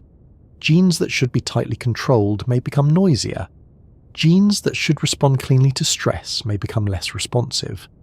Cellular identity, once maintained with beautiful precision, can become a little blurrier around the edges. That matters because aging is not just the accumulation of genetic typos. It is also the gradual decline in how faithfully cells interpret and enact the blueprint they already have. Imagine a library whose books are mostly still present, but the cataloguing system is getting messy, some labels are fading, the lights flicker in certain aisles, and the staff occasionally shelve things in the wrong place. The knowledge has not disappeared, but access becomes less orderly. In biological terms, this affects how cells repair damage, handle stress, metabolize nutrients, respond to hormones, and maintain their specialized functions. The body does not need its genetic information to vanish in order to age. It only needs that information to become a little harder to preserve and a little harder to use flawlessly. One of the most revealing facts in modern biology is that the body must constantly balance two genetic dangers that pull in opposite directions. On one side is the danger of too much cell division and too little restraint. That path leads toward cancer, where cells acquire mutations and regulatory changes that let them grow when they should stop, ignore signals, invade tissues, and hijack resources. On the other side is the danger of too much restraint and too little renewal. That path leads toward aging, where cells damaged by stress or repeated use stop dividing, tissues lose regenerative capacity, and the body becomes less able to maintain itself. The body is trying to walk a narrow line between unchecked growth and insufficient repair. Move too far in one direction and cancer rises. Move too far in the other and tissue failure advances. This is one of the deepest reasons longevity is hard. The solutions to one problem often worsen the other. Cancer is especially important here because it reveals how costly long life would be. To live for 1,000 years, a human body would not just need to avoid ordinary wear, it would need to suppress cancer for centuries. But cancer risk rises with time precisely because mutations and regulatory errors accumulate. A cell that divides enough times, experiences enough stress, or escapes enough checkpoints may eventually cross into dangerous territory. The body works tirelessly to prevent this. It repairs DNA, it halts damaged cells, it triggers cell death in some cases. The immune system hunts for abnormal cells. Senescence stops others from dividing. These defenses are extraordinary, but again, extraordinary is not eternal. Across decades, the burden grows. Across centuries, it would become immense. This is where the cost of staying alive becomes especially clear. If the body allowed damaged cells to keep dividing freely, cancer would be even more common and appear earlier. So it evolved strong anti-cancer measures, but some of those same measures contribute to aging. Cells with too much damage may be pushed into senescence, where they stop dividing permanently. That helps prevent tumours. It also reduces regenerative capacity and can promote inflammation if such cells accumulate. DNA damage checkpoints preserve integrity. They also slow or stop renewal under stress. Tumour suppressor pathways help keep cellular growth under control. They may also contribute to tissue decline with age. Once again, biology presents one of its favourite bargains: safety now, cost later. There is also the sheer logistical burden of copying DNA across a large multicellular body. A single human begins as one cell and expands into trillions. Even after growth is complete, many tissues continue renewing throughout life. Blood cells are constantly produced. Skin turns over. The gut lining renews rapidly. Immune cells proliferate when needed. Stem cells divide to replenish tissues. All of that depends on DNA replication. Each round is highly accurate, but not infinitely so. Even a very low error rate repeated enough times across enough cells over enough years results in a meaningful number of accumulated changes. This is not because the body is sloppy, it is because probability, given enough opportunities, eventually collects a few outcomes, and time magnifies probability with patient indifference. That may be one of the least romantic but most decisive truths in aging. You do not need a dramatic flaw in the blueprint to eventually encounter trouble. You only need lots of small opportunities for imperfection, repeated across a vast number of cells, under conditions of constant metabolic use. A bridge need not have been badly designed to show strain after decades of load and weather. A library need not have been carelessly built to accumulate damaged pages after centuries of use. Likewise, the body does not have to be poorly made in order for the blueprint to show the marks of long operation. People sometimes wonder whether the answer is simply better: DNA repair. In principle, stronger repair systems do help, and indeed many organisms vary in longevity, partly because of differences in maintenance and stress resistance. But stronger repair is not a free wish to be granted by a generous molecular fairy. Repair systems require energy. They require signalling accuracy. They can themselves make mistakes. They can interfere with cell division and tissue dynamics. Making one pathway more aggressive may create side effects elsewhere, and no repair system can work in isolation from the larger organism. A human body is not one giant cell with one simple control panel. It is a vast federation of tissues, each with different needs, risks, and tolerances. Another complication is that not all DNA damage matters only at the level of individual cells. Some mutations occur in stem cells, which means they can be passed into many descendant cells. Over time, tissues can become patchworks of cellular populations carrying slightly different genetic changes. Most of this remains invisible to us in daily life.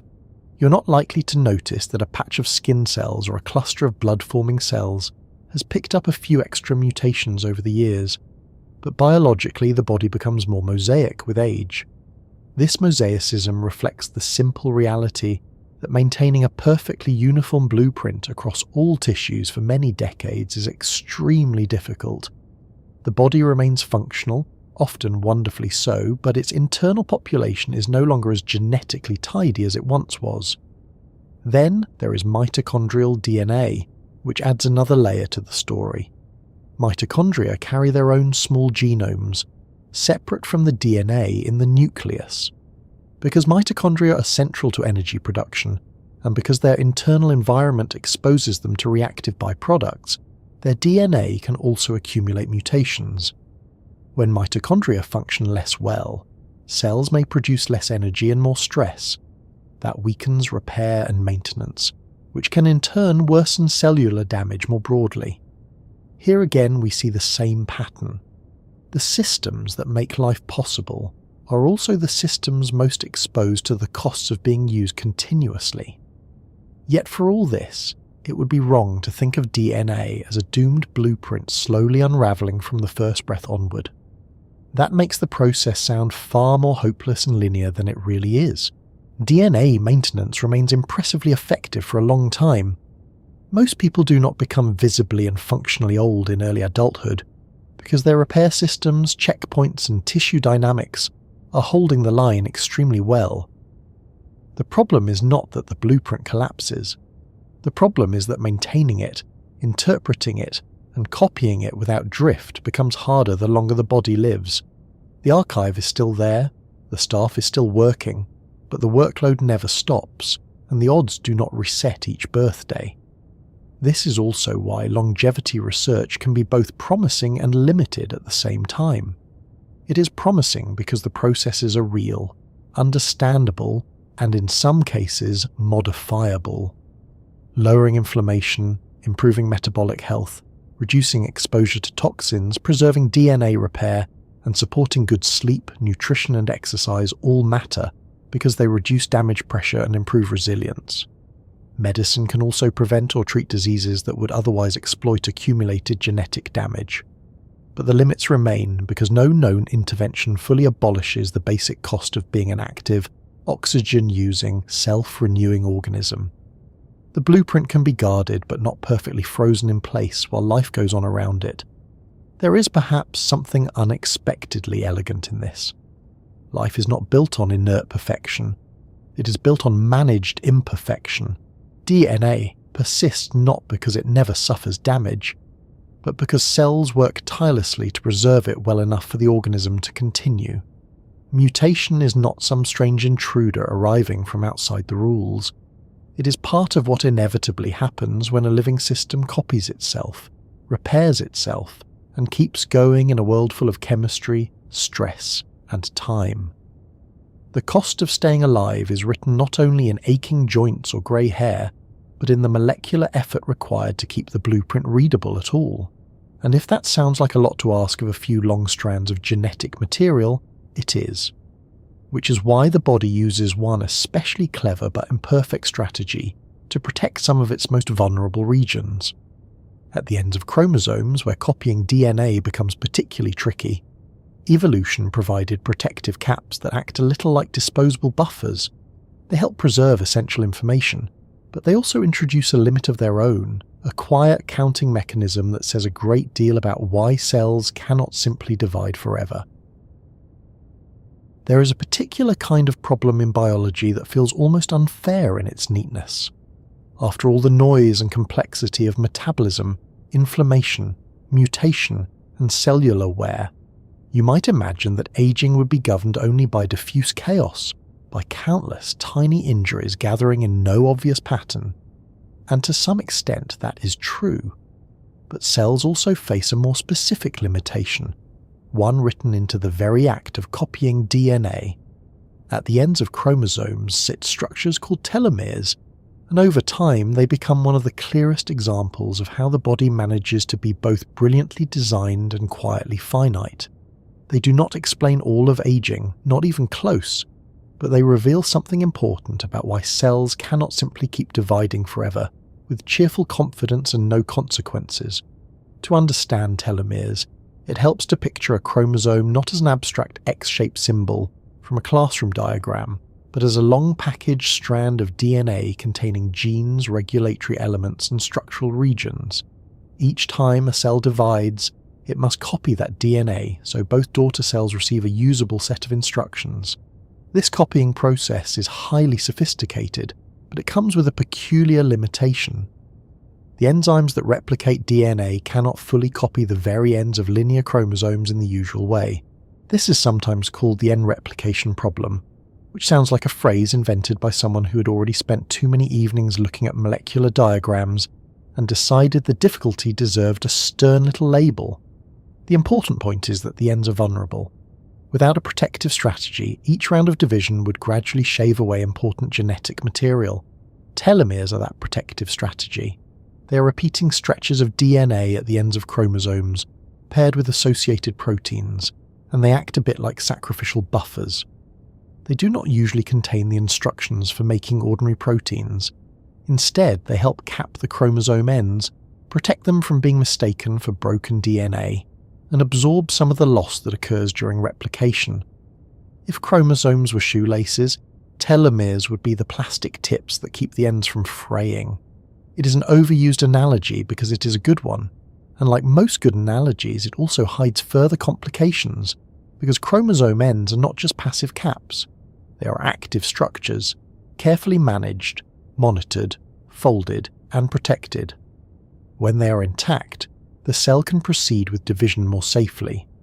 When they become too short or too damaged, trouble begins. At first, this seems like an elegant solution, and it is.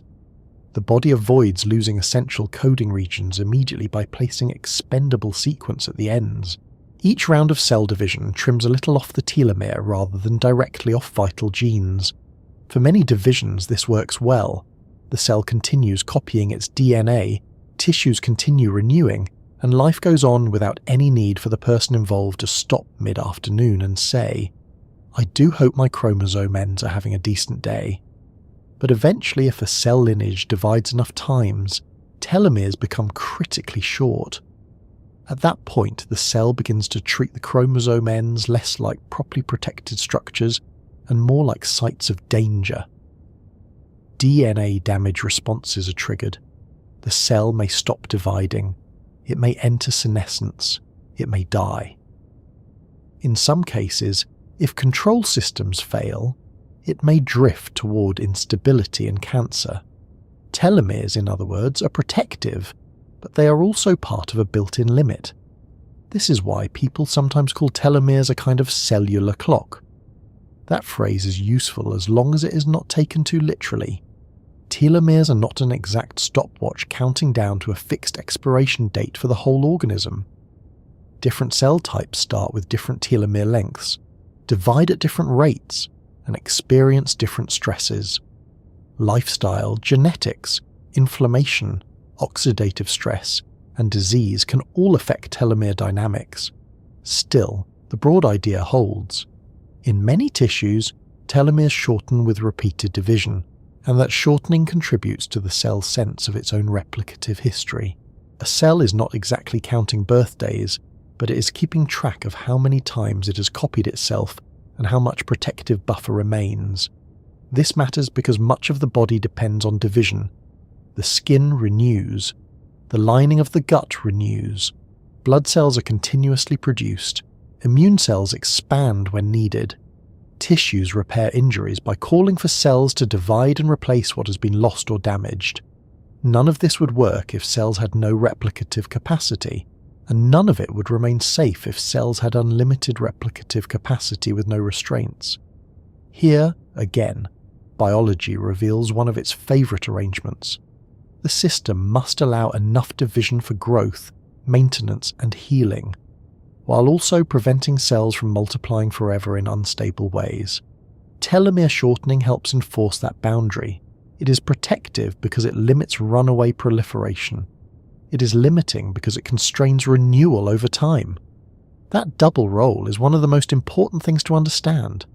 When people first hear about telomeres, the immediate reaction is often that shorter must simply mean bad and longer must simply mean good. Biology is rarely that polite.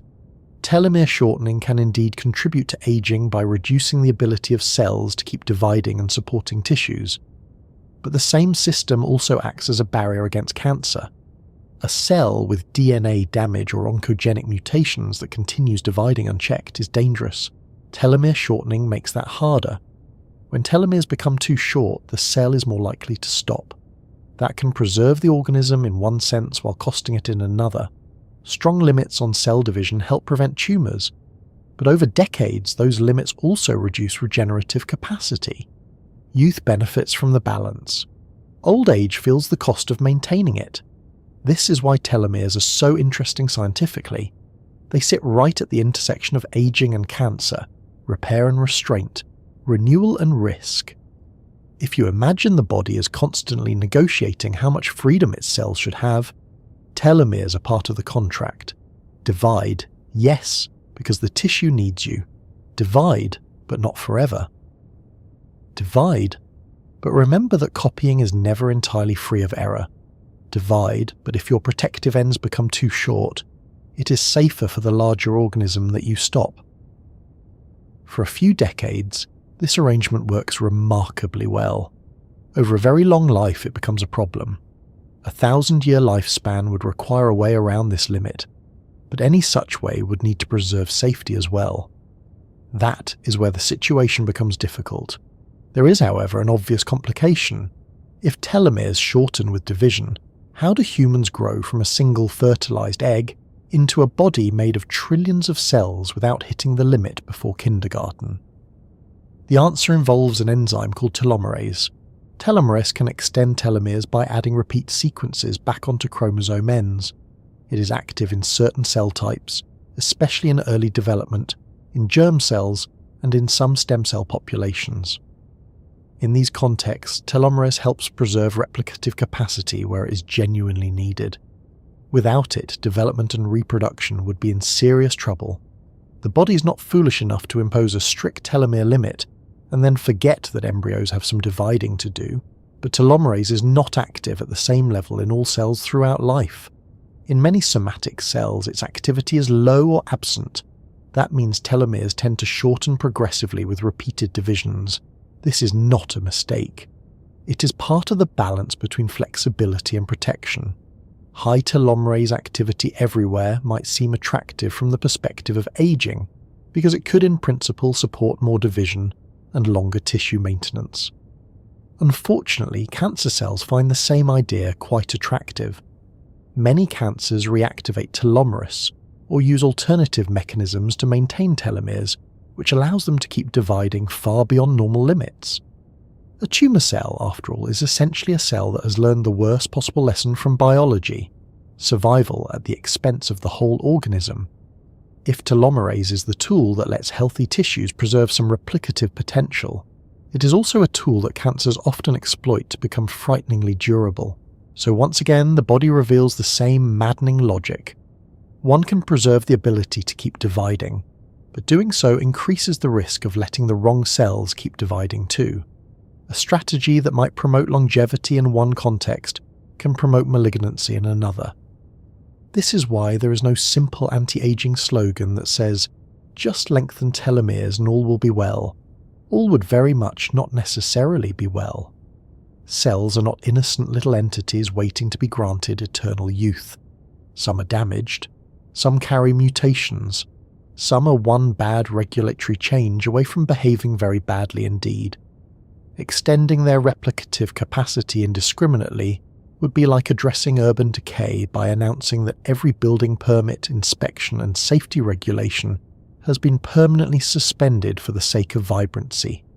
At the same time, telomere shortening is not just about cell division in a narrow mechanical sense. Telomeres are also sensitive to stress.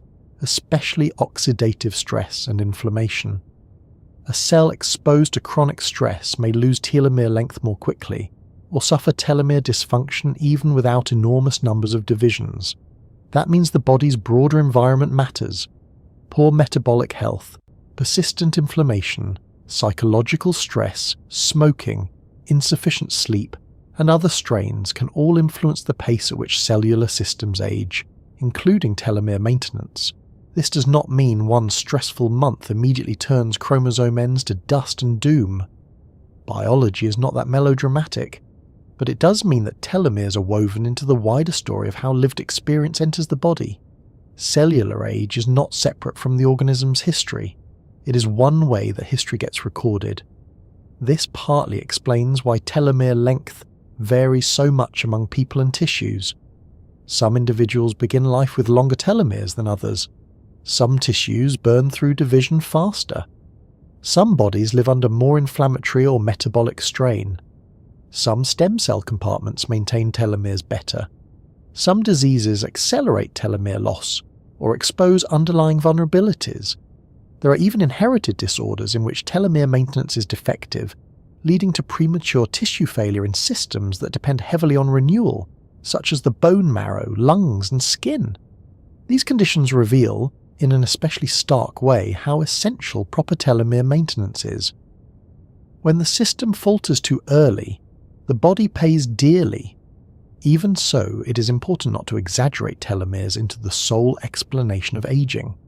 They are one part of the story, not the whole novel. Some tissues age in ways that are not driven mainly by telomere shortening. Neurons, for example, do not constantly divide in the way blood-forming or epithelial cells do, yet they are profoundly affected by aging through protein aggregation, mitochondrial decline, inflammatory changes, vascular health, and other processes.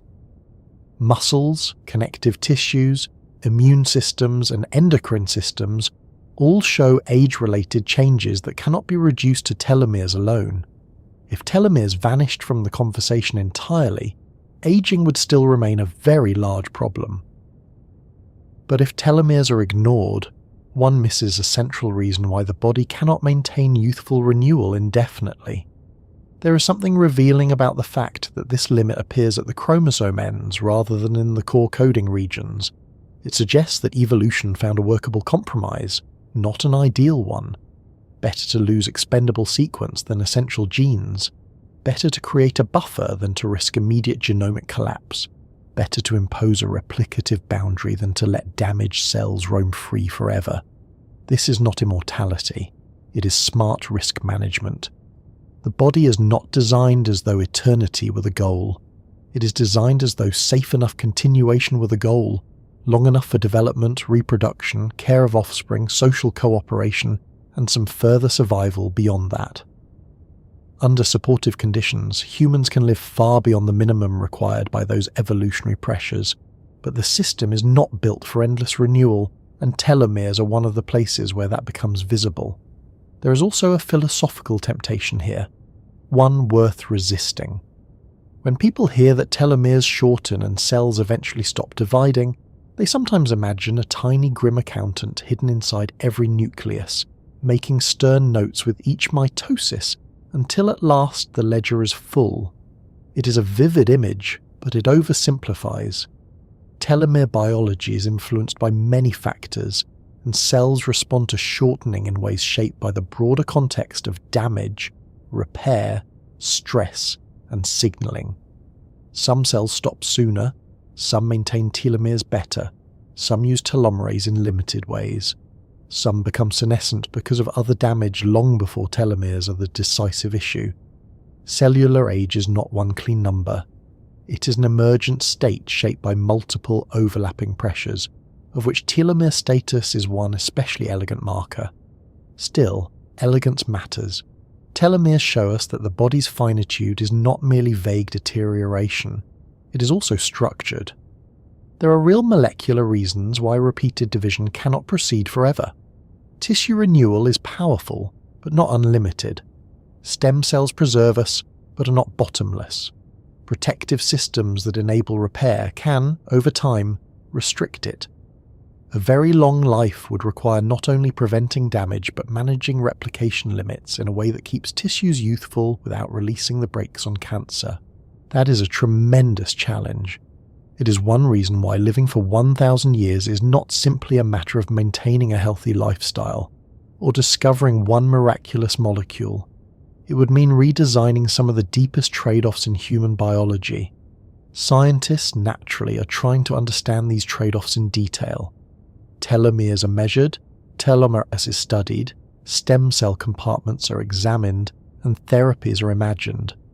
Some experiments in cells and animals suggest possibilities for improving repair or modulating telomere-related decline. Yet every advance runs into the same caution. More division is helpful until it is dangerous. More telomerase is restorative until it becomes permissive. Better survival for stressed cells is desirable until those stressed cells should no longer be trusted. Biology is not withholding immortality because it has overlooked an obvious patch.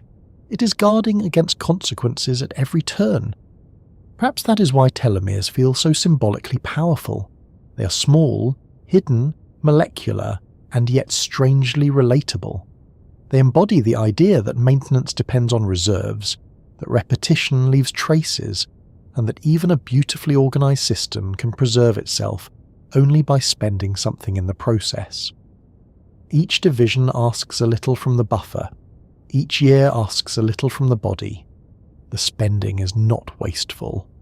It is the cost of growth, healing, renewal, and adaptation. But it is spending all the same. And when enough cells have spent enough of that reserve, tissues begin to notice. Renewal slows, stem cell pools lose some of their depth, repair becomes less complete, senescent cells accumulate. The organism, still very much alive and often still impressively capable, becomes less able to restore itself to the freshness it once took for granted. Telomeres do not create old age on their own, but they help explain why cell populations can carry a memory of time and why the body's ability to replace what is worn cannot simply continue without limit. So the clock at the ends of chromosomes is not the whole truth, but it is one of the clearest signs that our cells live with boundaries. They can divide, rebuild, and serve the organism for a very long while, but not endlessly. The protection that makes life possible also helps define where cellular youth begins to run out. And once that happens, another problem grows harder to avoid, because when cells can no longer renew as freely and damage keeps arriving, the body must rely even more heavily on repair systems that were never meant to be perfect forever. There comes a point in any well-run system where maintenance stops feeling invisible. For a long time, the work is so steady and so competent that it hardly attracts notice. Pipes hold, lights come on, roads remain passable, machines hum along. Then gradually, almost rudely, little signs begin to appear. A leak here, a delay there, an odd noise, a small crack, a part that once recovered quickly and now seems to linger in its complaints.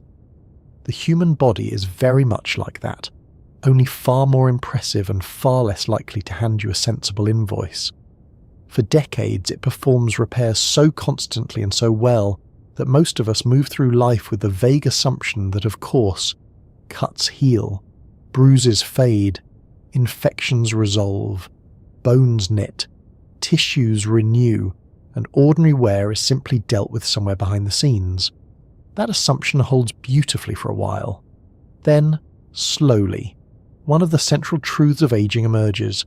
Repair never actually stops, but it does become less complete, less coordinated, and less able to keep pace with the amount of damage arriving.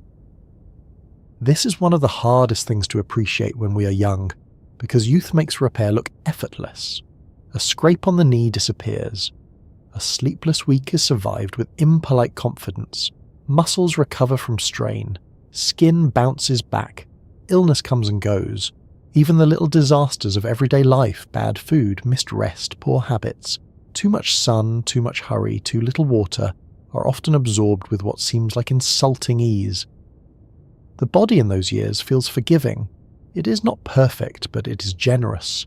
It can cover for us. It can correct things before we even realize there was anything to correct. That generosity is not infinite. It depends on repair systems that are fast, flexible, and well supplied.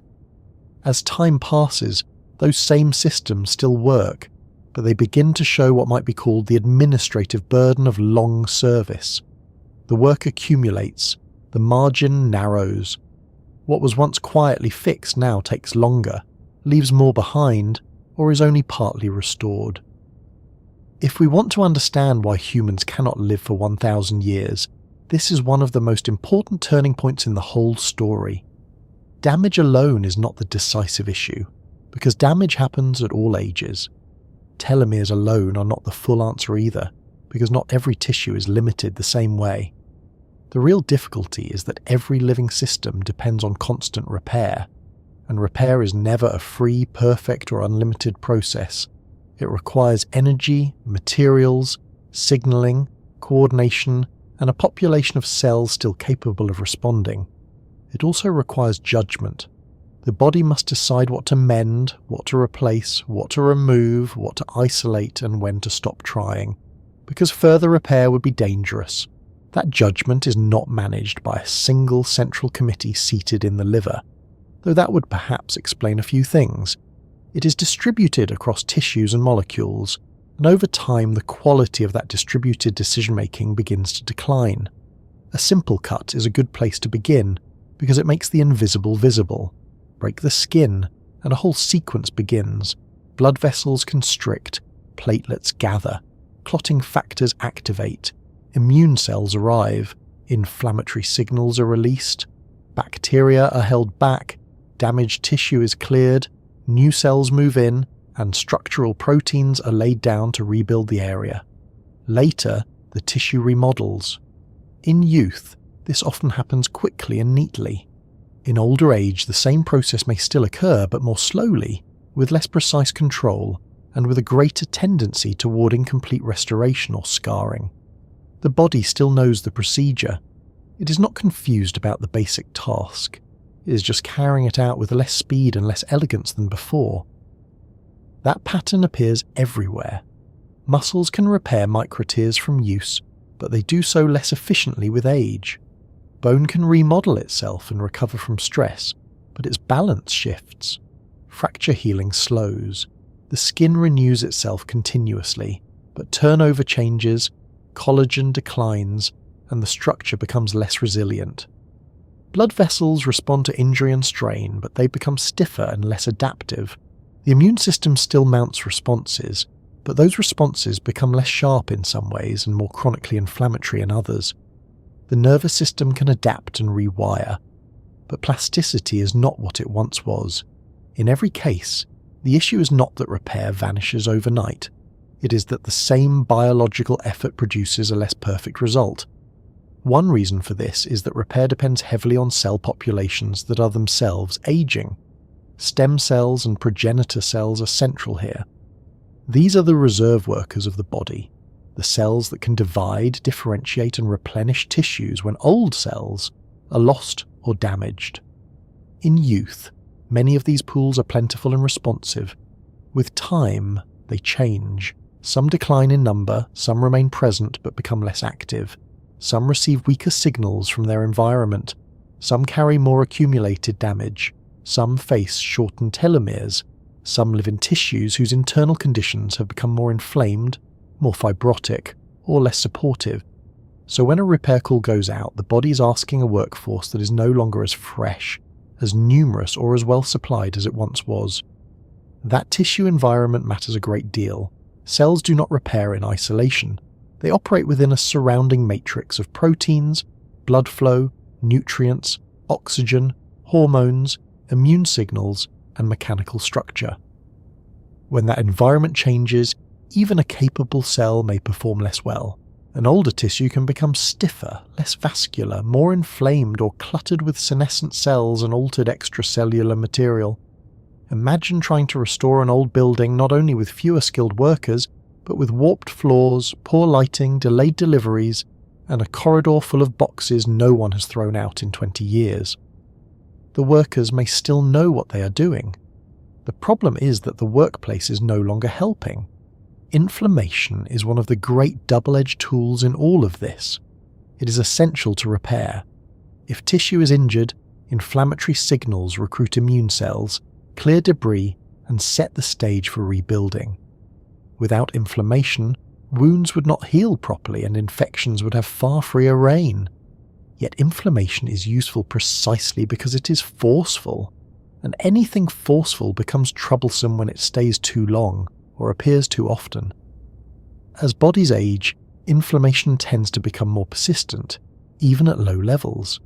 The result is a strange situation in which the signals meant to coordinate repair can end up interfering with it. Tissues exist in a background hum of irritation. Cells receive mixed messages. Immune responses become less targeted. Structural damage is more likely to linger. The repair crew arrives, but the site is full of unnecessary shouting.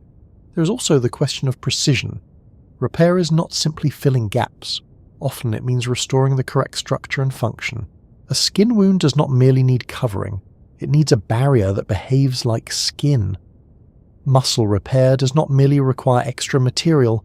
It needs alignment, innovation, proper vascular support, and functional integration. Bones do not just need to fuse, they need the right architecture. The body can achieve remarkable versions of this, but with age it often drifts from regeneration toward compensation. Instead of perfect replacement, there is more scar tissue, more fibrosis, more structural compromise. The area is stabilized perhaps, but not truly restored to youthful form.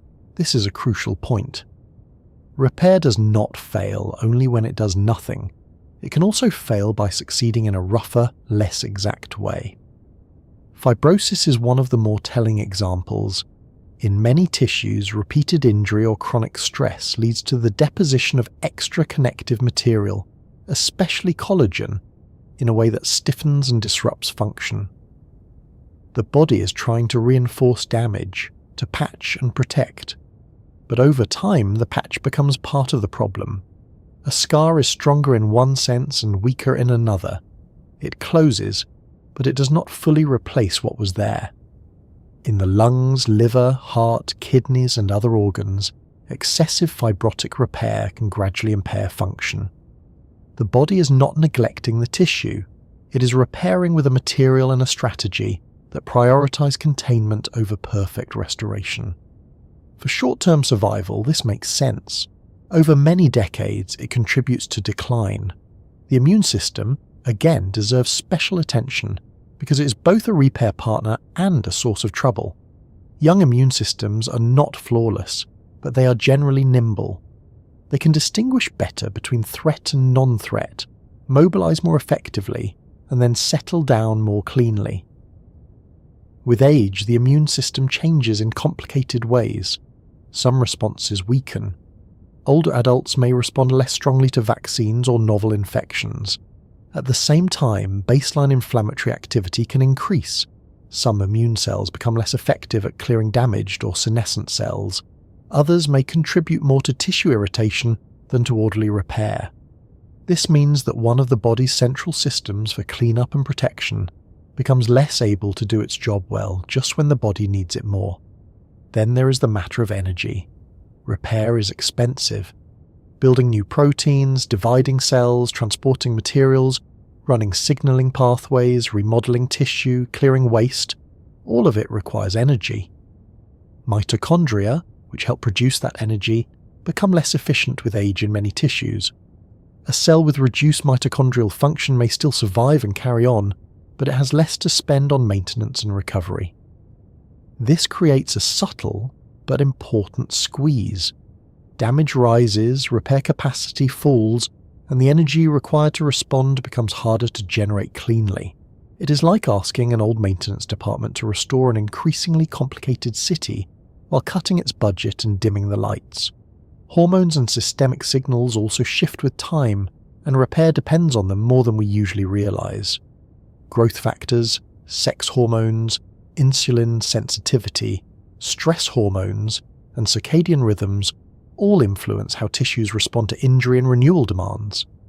In youth, these signals often support growth, adaptation, and recovery. Later, the pattern changes. Some anabolic support declines. Sleep may become less restorative. Stress responses may remain high when they are not useful.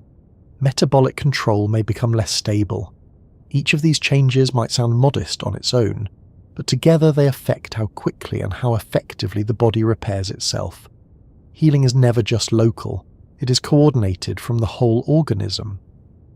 One of the more uncomfortable truths here is that repair systems are themselves vulnerable to the same types of damage they are trying to correct elsewhere. DNA repair proteins can be damaged or misregulated. Proteins involved in autophagy can become less efficient. Stem cells can accumulate mutations. Mitochondria in repair cells can decline. Immune cells can become senescent or exhausted. It is rather like discovering that not only is the city aging, but the mechanics, electricians, planners, garbage collectors and inspectors are all aging too. There is no separate immortal maintenance class hiding in a protected basement. Every component of the repair system is biological and therefore subject to wear. Autophagy is a good example of how central cleanup can be and how costly its decline becomes. This process allows cells to break down damaged proteins, dysfunctional organelles, and other worn-out components, then recycle their useful parts. In many ways, it is one of the quiet heroes of cellular maintenance. A cell that can effectively clear internal junk has a much better chance of staying functional. A cell that cannot gradually becomes cluttered, sluggish, and more vulnerable to stress. Evidence suggests that autophagy generally becomes less efficient with age in many contexts. That means the body is not only repairing less well from obvious injuries, it is also doing less of the routine internal housekeeping that prevents damage from accumulating in the first place. Something similar happens with proteostasis, the broader system of maintaining healthy proteins. Proteins must be made correctly, folded correctly, monitored, and disposed of when they are damaged. This requires chaperones, degradation systems, stress responses, and constant oversight. Over time, the system loses some of its sharpness. Damaged proteins persist longer. Aggregates become harder to clear. Cells that depend on long-lived proteins, or that cannot easily replace themselves, begin to suffer more. Repair, in this sense, fails not just in response to dramatic injury, but in the ordinary daily task of keeping the machinery of life from becoming sticky and disorganized. We should also consider that not everything can be repaired equally. Some tissues have strong regenerative capacity. The liver is famously resilient. Skin renews well. Blood is continuously produced. Other tissues are far less forgiving. Heart muscle has limited regenerative power. Many neurons are not routinely replaced. Cartilage repairs poorly. Once damage accumulates in such tissues, the body often compensates rather than truly restores.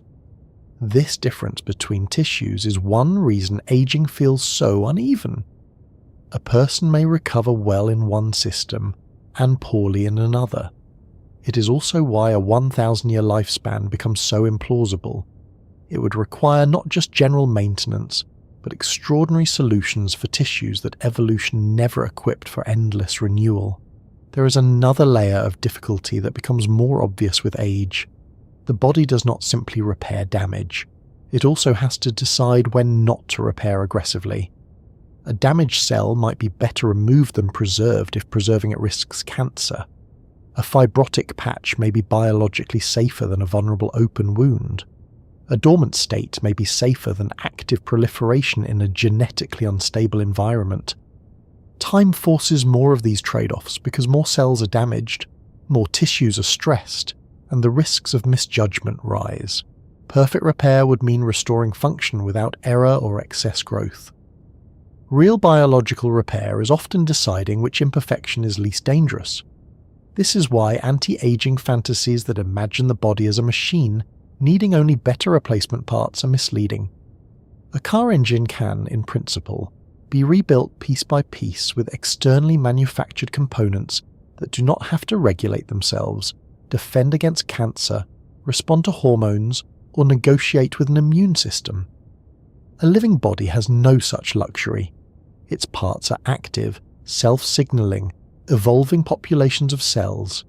Replace too aggressively, and you invite instability. repair too cautiously, and you accept degeneration. Clear damaged cells too broadly, and you may lose necessary tissue. Leave them in place and they burden the system. Biology is not choosing between good and bad. It is constantly managing between bad and worse, slightly less bad, and temporarily acceptable. Even when modern medicine helps, it often helps by supporting function, rather than restoring youthful biology completely. Antibiotics control infection, which gives repair a better chance. Surgery removes damaged tissue or reconnects what has been torn. Physical therapy trains tissues and nerves into improved coordination. Drugs lower inflammatory burden or improve metabolic conditions. Prosthetics and replacements can substitute for failed parts. These are extraordinary achievements, and they have greatly extended healthy life. But most of them do not abolish the underlying truth that repair capacity declines. They work alongside aging rather than cancelling it. One may replace a hip, but not every aging cell in the body. One may restore blood flow to the heart, but not youthful mitochondrial function to every tissue. Medicine buys time and improves quality, and that is no small thing. But the fundamental biology remains. Perhaps the most telling sign that repair is failing is not a single disease or event, but the gradual loss of resilience. That word matters. Resilience is the ability to return to a good state after stress. A young body is often resilient in this sense. It can absorb disruption and rebound. An older body may still be strong, wise, and capable, but its rebound is slower. A night of poor sleep has a larger price. An infection leaves a longer aftermath. Immobilization causes more rapid weakness. Injury creates more lasting effects. Surgery requires more careful recovery. The body can still respond. It simply does so with less reserve and less speed. Repair failure, then, is not always visible as collapse. Often it appears first as reduced bounce. That loss of bounce may be one of the deepest limits on a 1,000-year life. To live that long, a body would have to preserve not only structure and function, but the capacity to recover from stress over and over and over again. It would need youthful repair after the 500th winter, after the 700th infection, after untold cellular insults, after centuries of molecular wear. It would need maintenance systems that do not tire, stem cells that do not diminish, immune responses that do not drift, and tissues that do not gradually stiffen, scar, or lose flexibility. We do not possess such biology. What we possess instead is something more modest and more remarkable at once. A system that repairs brilliantly for many years, tolerates imperfections, improvises when necessary, and slowly, undeniably becomes less able to make itself whole. There is no shame in that, though biology is not especially sentimental about the matter. The body cannot fix everything forever because fixing is itself a living process, and living processes age. The welders get shaky, the cleanup crews miss things, the messages arrive late, the replacement parts are slightly off, the work site is inflamed, the power is inconsistent, the blueprint has its own wear, the whole enterprise continues, often heroically, but no longer under the conditions of youth, and once that becomes true, the deeper logic of aging comes into view. The body is not failing because it forgot how to repair. It is failing because repair, after long enough, becomes one more thing that must itself be repaired. So the great promise of biology is not immortality but maintenance, and the great limit is that maintenance cannot remain perfect under endless use. The body can preserve itself for decades with extraordinary grace. It can heal more than it has any obvious right to heal. It can outlast injuries, infections, strain, and neglect more often than we deserve. But over time the repair bill grows, and the systems paying it begin to run short of the very qualities that once made them so reliable. And behind all of that sits an even older reason for these limits, one deeper than any single cell or tissue, because the body was not shaped by evolution to maintain itself forever. It was shaped to survive, reproduce, and pass something on, which is not quite the same goal at all. If there is one idea that helps make sense of aging more than almost any other, it is this. The human body was not built to last forever, because evolution was never trying to build forever in the first place. That may sound blunt, perhaps even a little rude, as though nature had cut corners on purpose and then wandered off before quality control arrived. But evolution does not work like an engineer designing a cathedral for the ages. It works more like an endless filtering process, keeping what helps organisms survive and reproduce under particular conditions, and caring very little about whether those organisms would have preferred an extra 600 years to read, garden, improve their baking, and finally answer certain emails. The body we have is not the body that would exist if immortality were the goal. It is the body that exists because, over immense spans of time, it was good enough at getting living creatures through the dangerous business of being alive long enough to pass genes along. That difference between survival and immortality is absolutely central. In everyday life, it is easy to assume that if something as important as the body were being shaped by natural forces, then surely those forces would favour making it as durable as possible. Why not make bones that never thin, cells that never miss copy, hearts that never stiffen, brains that never slow, and tissues that never scar? Why not create an organism that stays strong and fertile and resilient for centuries? On paper, it sounds like the obvious winning strategy. In actual evolution, though, every advantage comes with costs, and organisms do not get unlimited budgets. Energy, materials, time, and developmental complexity are all constrained. A body must allocate resources among growth, reproduction, maintenance, defense, storage, movement, heat regulation, pair, and survival under immediate threats. It cannot maximize all of these at once, so evolution does what it always does. It favors compromises that work well enough in the real world. This means that the body is full of trade-offs, and those trade-offs begin very early. Consider growth. Growing from a small infant into a capable adult requires huge investment. Bones lengthen, muscles build, organs mature, the brain develops, the immune system learns, and the body gradually reaches reproductive maturity. All of that takes energy and biological resources. The same organism could, in theory, invest even more heavily in long-term maintenance and slower aging, but doing so might delay growth or reduce fertility, or make early survival less likely.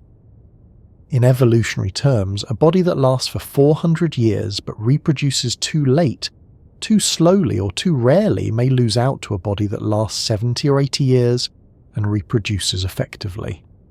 Evolution does not reward potential lifespan in the abstract.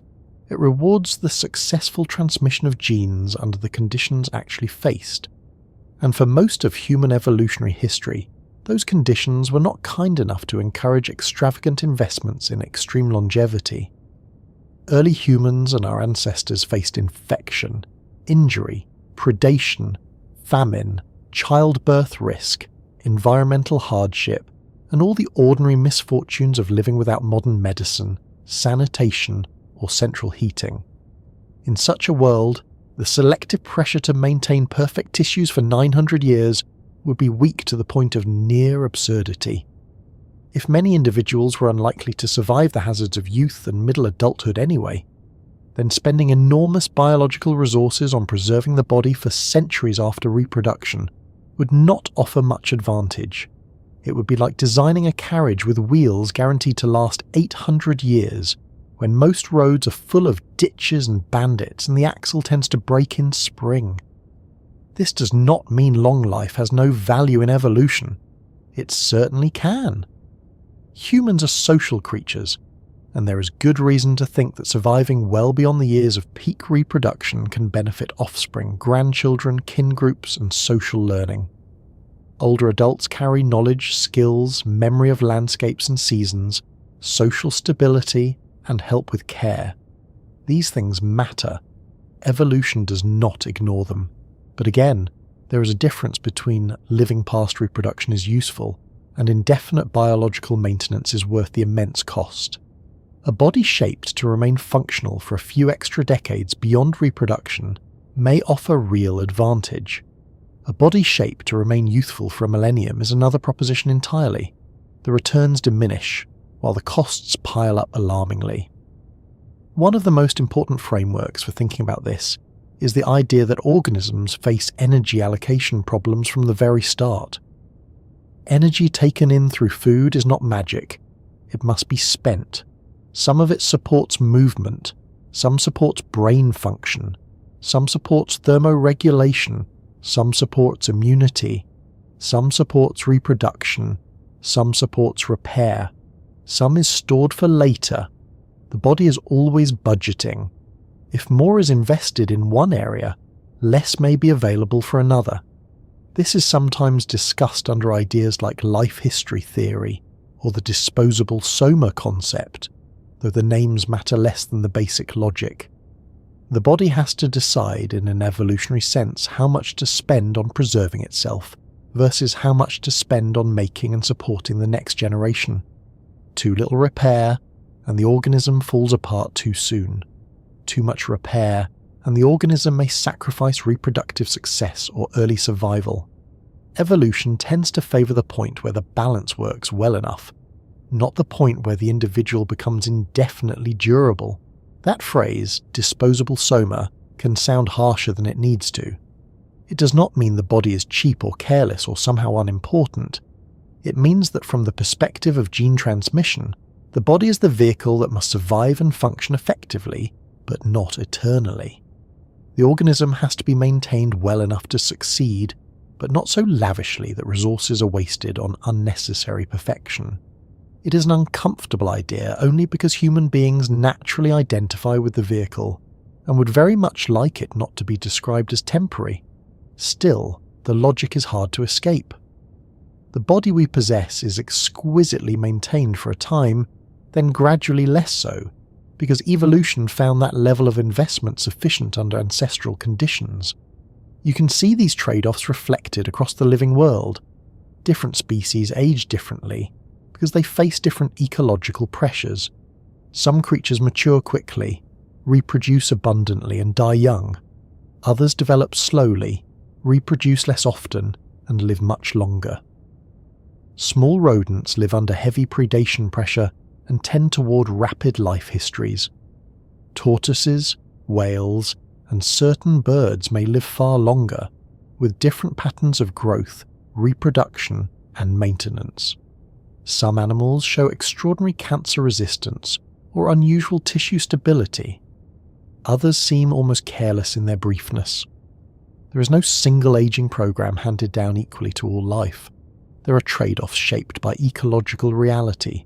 A mouse and a bowhead whale do not inhabit the same evolutionary economy, so they are not asked to make the same bargains.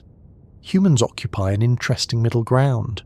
We are long-lived compared with many mammals of our size, especially when considering our unusually large brains, slow development, long childhood, and deep social dependence. Human life history involves extended learning, prolonged care of offspring, and substantial benefit from surviving into later adulthood. In that sense, evolution did invest in durability. We are not a species designed for one frantic reproductive season, an immediate collapse by autumn. We are built for a long arc of development, contribution, and intergenerational support. But the same fact makes our limits even more instructive. If evolution did favour longer life in humans where it was useful, and we still do not come close to anything like biological immortality, then the constraints must run very deep indeed. One of those constraints is that many traits helpful early in life carry costs later. This idea is often called antagonistic pleiotropy, which sounds like a Victorian disease but is actually a powerful evolutionary concept. A gene or biological pathway may improve growth, fertility, strength, immunity, or survival in youth, and therefore be favoured by selection, even if it contributes to aging or disease in later life. Evolution sees the early benefit clearly because it affects reproduction. The later cost is more weakly selected against because it occurs after much of the reproductive work is already done. This helps explain why bodies can be so vigorously built for early function, and yet still harbor mechanisms that create late-life problems. Natural selection is not looking ahead with moral concern for your joints at 93. It is responding to immediate reproductive consequences. Hormonal systems offer many examples of this. Pathways that promote growth, sexual maturity, and fertility are clearly valuable early in life. They help the organism reach adulthood, reproduce, compete, and recover. Yet strong growth signaling over the long term may increase cancer risk, accelerate certain forms of wear, or reduce maintenance in other systems. Similarly, robust immune responses help a young organism survive infection, but immune systems that remain highly reactive or become dysregulated later in life can contribute to chronic inflammation and tissue damage. Even metabolism reflects this balance.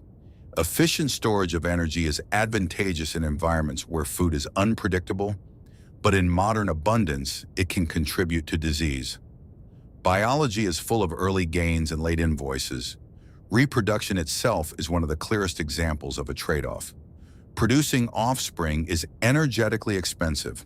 Pregnancy, lactation, mate competition, gamete production, parental care, and the social and physiological demands surrounding reproduction all require resources. Those resources cannot simultaneously be used in unlimited amounts for tissue preservation. This does not mean reproduction mechanically uses up the body in some simplistic way. It means that organisms are shaped by the need to prioritize reproductive success somewhere in the budget. A body that diverted too much energy into indefinite maintenance at the expense of reproductive timing or success would not leave many copies of the traits responsible for such restraint.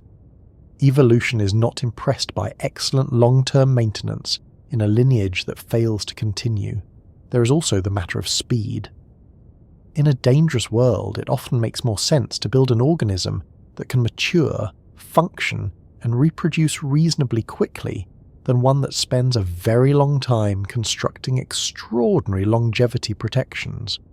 Human beings are already relatively slow to develop, with long childhoods and prolonged dependency.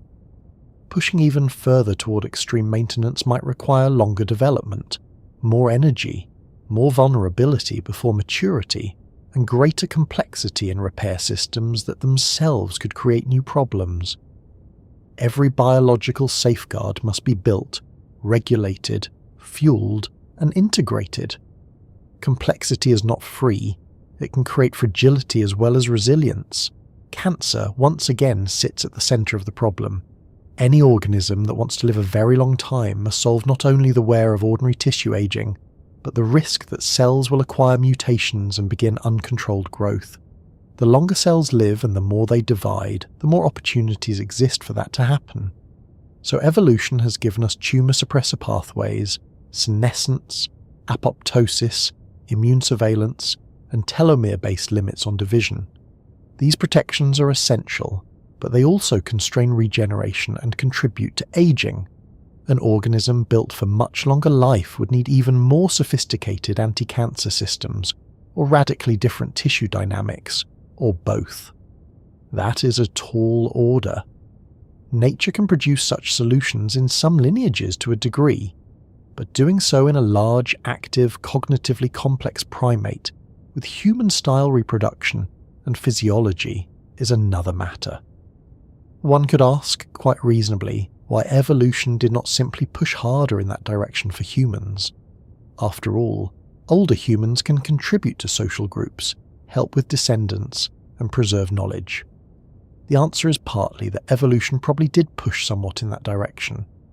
Human longevity is not trivial, but selection is always balancing benefits against costs. Once enough late-life survival is achieved to offer substantial social and reproductive advantages, further investment may deliver diminishing returns. Meanwhile, the costs of maintaining highly protective, low-aging tissues for centuries may be enormous. If the payoff in gene transmission does not increase proportionally, those extreme longevity traits will not spread. Evolution is not lazy, it is economical. This economy explains why the body is astonishingly good and still not permanent. We have robust wound healing, extensive immune defenses, layered DNA repair systems, antioxidant mechanisms, stem cell populations, organ reserve capacity, sophisticated hormonal regulation, and remarkable behavioral flexibility. These are not the marks of a casually assembled organism. They are signs of serious investment. But serious investment is not infinite investment. We are built to be resilient enough to survive, learn, bond, raise children, help communities, and often live long beyond early reproductive years. We are not built to preserve every molecule and every tissue in youthful condition for 10 centuries. That would require evolution to prize longevity as an end in itself, which it does not. This becomes clearer when we remember that evolution has no foresight. It does not sit down and say, perhaps future humans would enjoy a few more centuries of reflective walks and improved upholstery. It does not anticipate medical advances or cultural desires. It cannot favour a trait because it would be appreciated later if only everyone survived modern public health systems and wore comfortable shoes. It works only through differential success in the present conditions of selection. If a trait helps organisms leave more descendants now, it can spread.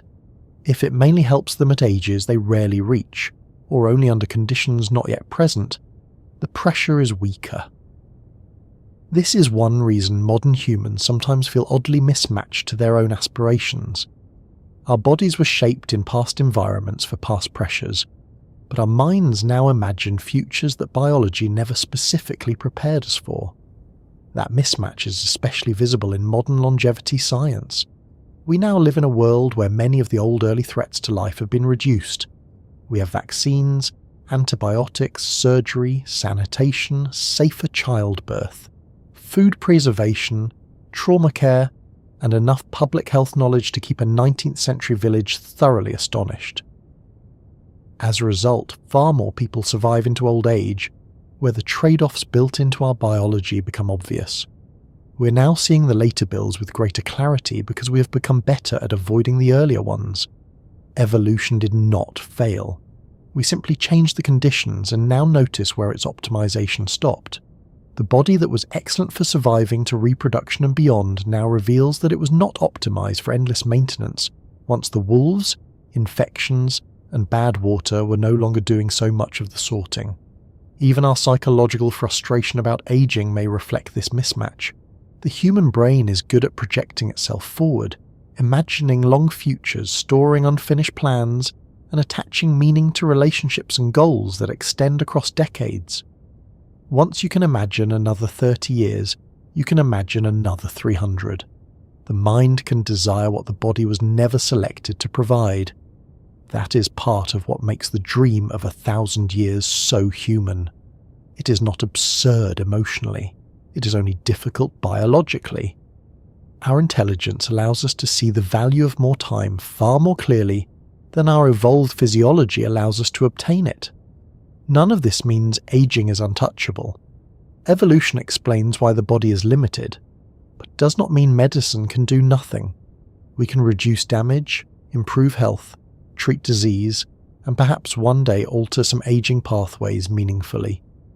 In animal models, changes to nutrient-sensing pathways, cellular cleanup processes, and stress responses can affect lifespan. Some species achieve unusually long lives through evolved maintenance strategies we are still trying to understand. These facts are important. They show that aging is not fixed in exactly one form, but even here, the evolutionary lesson remains. Any attempt to push human longevity much further will have to deal with the same trade-offs evolution dealt with. Repair versus cancer, growth versus maintenance, fertility versus somatic investment, energy supply versus molecular damage, immune defense versus inflammatory cost. We are not stepping outside biology. We are trying to renegotiate its contracts, and those contracts were written under the oldest terms of all: survive long enough, reproduce effectively, support offspring sufficiently, and pass something forward. From the standpoint of genes, that is success.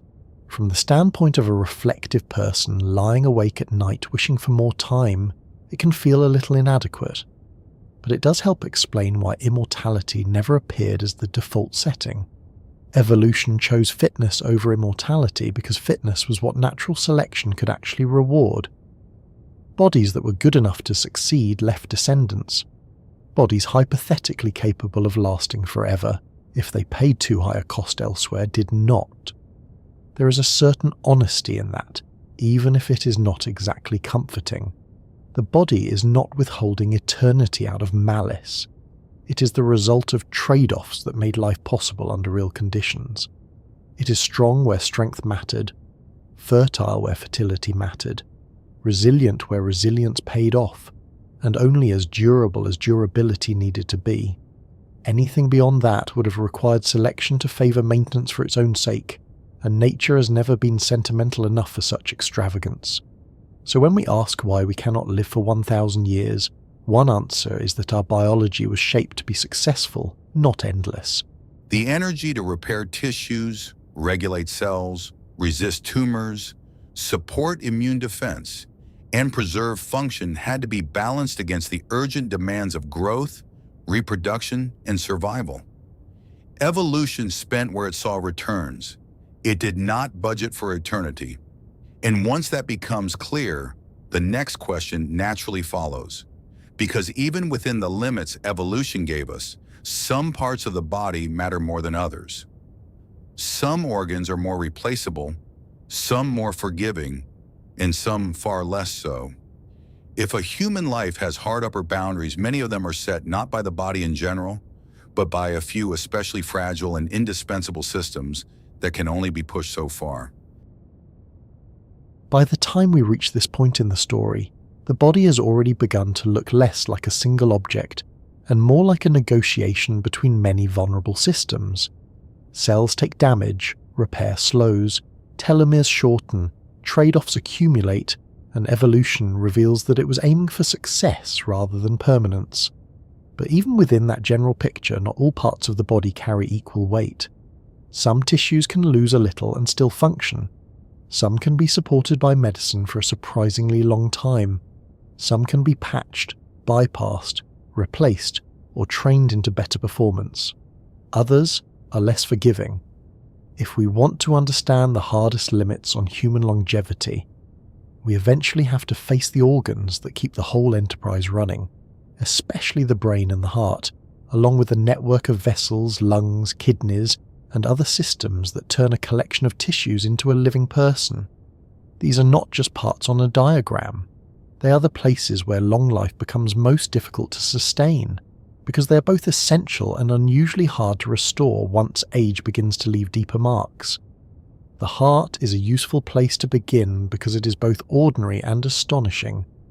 It starts beating early in development and then continues, without holiday, without applause, without even the decency to ask whether you would prefer a slightly lighter schedule this week. It beats when you sleep, when you walk, when you worry, when you laugh, when you are ill, when you recover, when you're not taking particularly good care of yourself, and even, rather unfairly, when you are climbing stairs after deciding that perhaps one more pastry was not the wisest choice. Across a lifetime it contracts billions of times. That alone should make us more respectful than we usually are. A pump working continuously for decades in a dynamic, chemically active, pressure-loaded system is already a biological triumph. The surprise is not that the heart eventually becomes vulnerable. The surprise is how long it keeps doing its job. Still, the heart does not work in isolation. It depends on the vessels that feed it, the lungs that oxygenate the blood, the kidneys that help control volume and pressure, hormones that tune its behavior, nerves that alter rate and rhythm, and cells inside the heart that must keep energy production and electrical coordination in careful order. Aging touches all of those supports. Blood vessels gradually stiffen. Their inner lining becomes less responsive. Fatty plaques may form in arteries. Blood pressure becomes harder to regulate cleanly. The heart muscle itself may thicken in response to long stress or become less compliant, meaning it fills less easily. Valves can calcify or leak. Electrical pathways can become less stable. A younger cardiovascular system absorbs these burdens with considerable grace. An older one often still works impressively, but with less reserve and less tolerance for additional strain.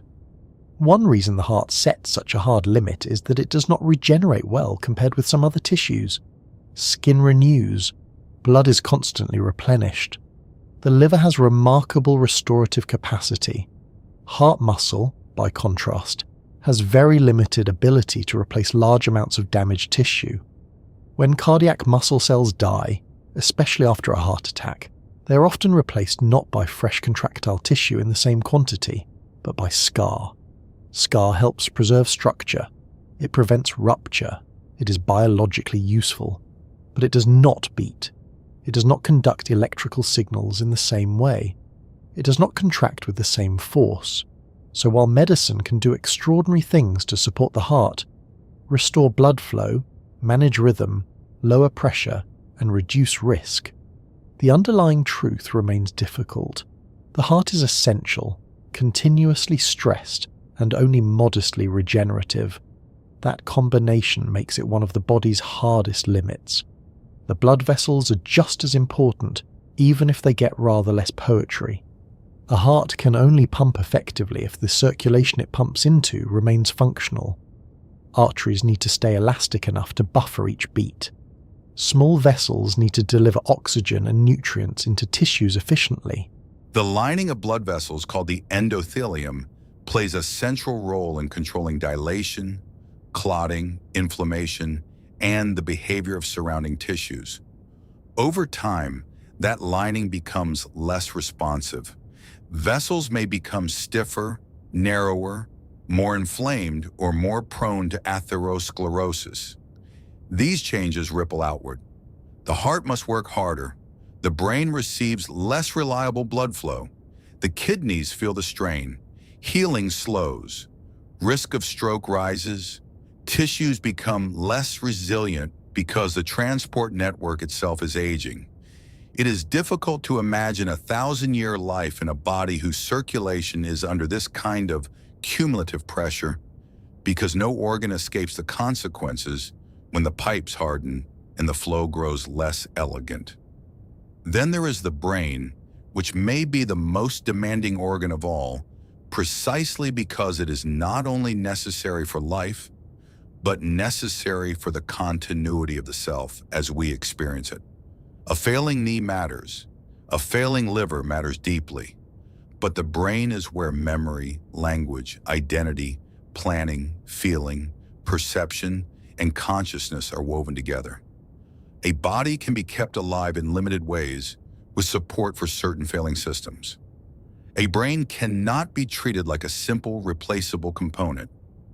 We do not have a spare one in the cupboard beside the winter blankets and the charger cables that may or may not still fit anything. The brain is unusual because many of its most important cells, especially neurons in many regions, are long-lived. They are not constantly replaced the way skin or blood cells are. That means they must maintain themselves for decades. They must preserve proteins, membranes, synapses, internal transport systems, and energy balance over extraordinary periods of time. They must manage waste, repair damage, and remain responsive to signals while using large amounts of energy and depending heavily on a stable blood supply. The brain is only a modest fraction of body weight, yet it consumes a striking share of the body's energy. That energy demand is one reason it works so brilliantly. It is also one reason it is vulnerable. A tissue that depends on uninterrupted fuel, oxygen, and delicate molecular order has very little patience for disruption. Neurons are especially sensitive to failures in protein quality control, mitochondrial function, oxidative stress, and waste clearance. Because many are not routinely replaced, they must live with the long-term consequences of whatever internal damage accumulates.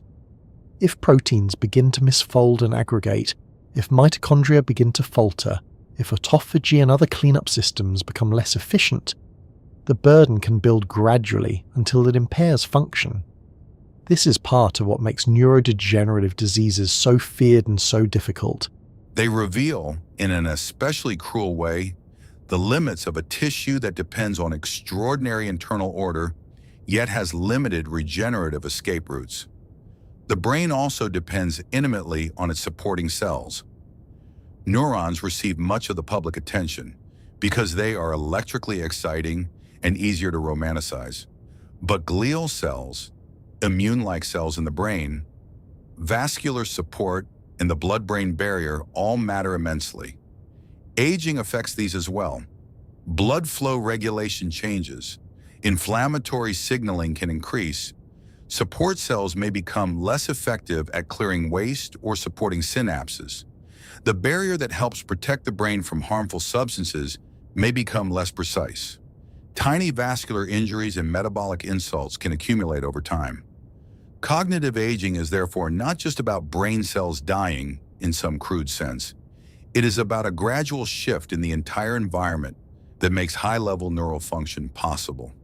This is one reason the brain sets such a hard limit on human lifespan. Even if one imagined preserving the rest of the body exceptionally well, the brain would still have to retain enough structural integrity, blood supply, plasticity, and molecular cleanliness to support a coherent person across centuries. That is a colossal challenge. Could memory systems continue organizing and retrieving 1,000 years of experience? Could synaptic networks remain stable yet adaptable for so long? Could neurons continue avoiding protein aggregation, metabolic failure, and cumulative damage for that duration? Could small vascular injuries be prevented completely? Modern biology offers no sign that such durability is available to us in our current form. There is also a softer but equally important issue here. Longevity is not just about whether an organ is technically functioning. It is about whether function remains integrated enough to support a meaningful human life. A heart that pumps but leaves a person exhausted and fragile is not equivalent to youthful cardiovascular health.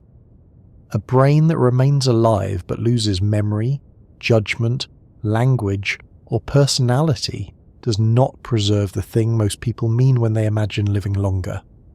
This is why the brain, more than any other organ, transforms the question of lifespan into a question of personhood. We do not merely want more biological duration, we want more time as ourselves. The lungs set another hard limit, though often more quietly. They must expose an enormous surface area to the outside world in order to exchange oxygen and carbon dioxide. That makes them efficient and vulnerable at once. Every breath brings in air that may contain pollutants, pathogens, allergens, and particulates.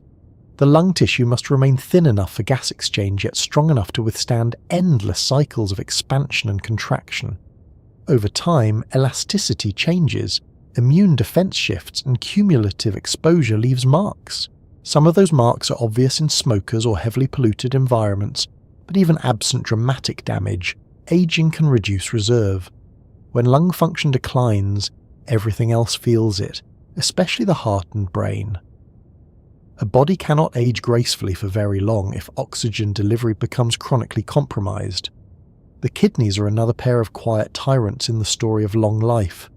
They filter blood, regulate fluid balance, manage electrolytes, help control blood pressure, and contribute to hormonal functions that affect red blood cells and bone health. They're extraordinarily hard-working organs, processing huge volumes every day, yet their functional reserve tends to decline with age. Blood vessels in the kidneys can suffer damage from pressure, diabetes, inflammation, and ordinary wear. Filtering units can be lost, repair is limited. Because the kidneys help maintain the internal chemical environment for the entire body, their decline has widespread effects. Fluid balance becomes less flexible, waste accumulates more easily, blood pressure control worsens, medications become hard to manage, the heart is strained, bones and blood are affected. A body can work around mild kidney decline for some time. It does not work around severe failure gracefully.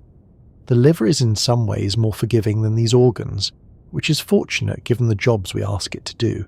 It processes nutrients, clears toxins, produces essential proteins, helps regulate metabolism, and generally behaves like an overqualified chemistry department trapped in a demanding logistics company.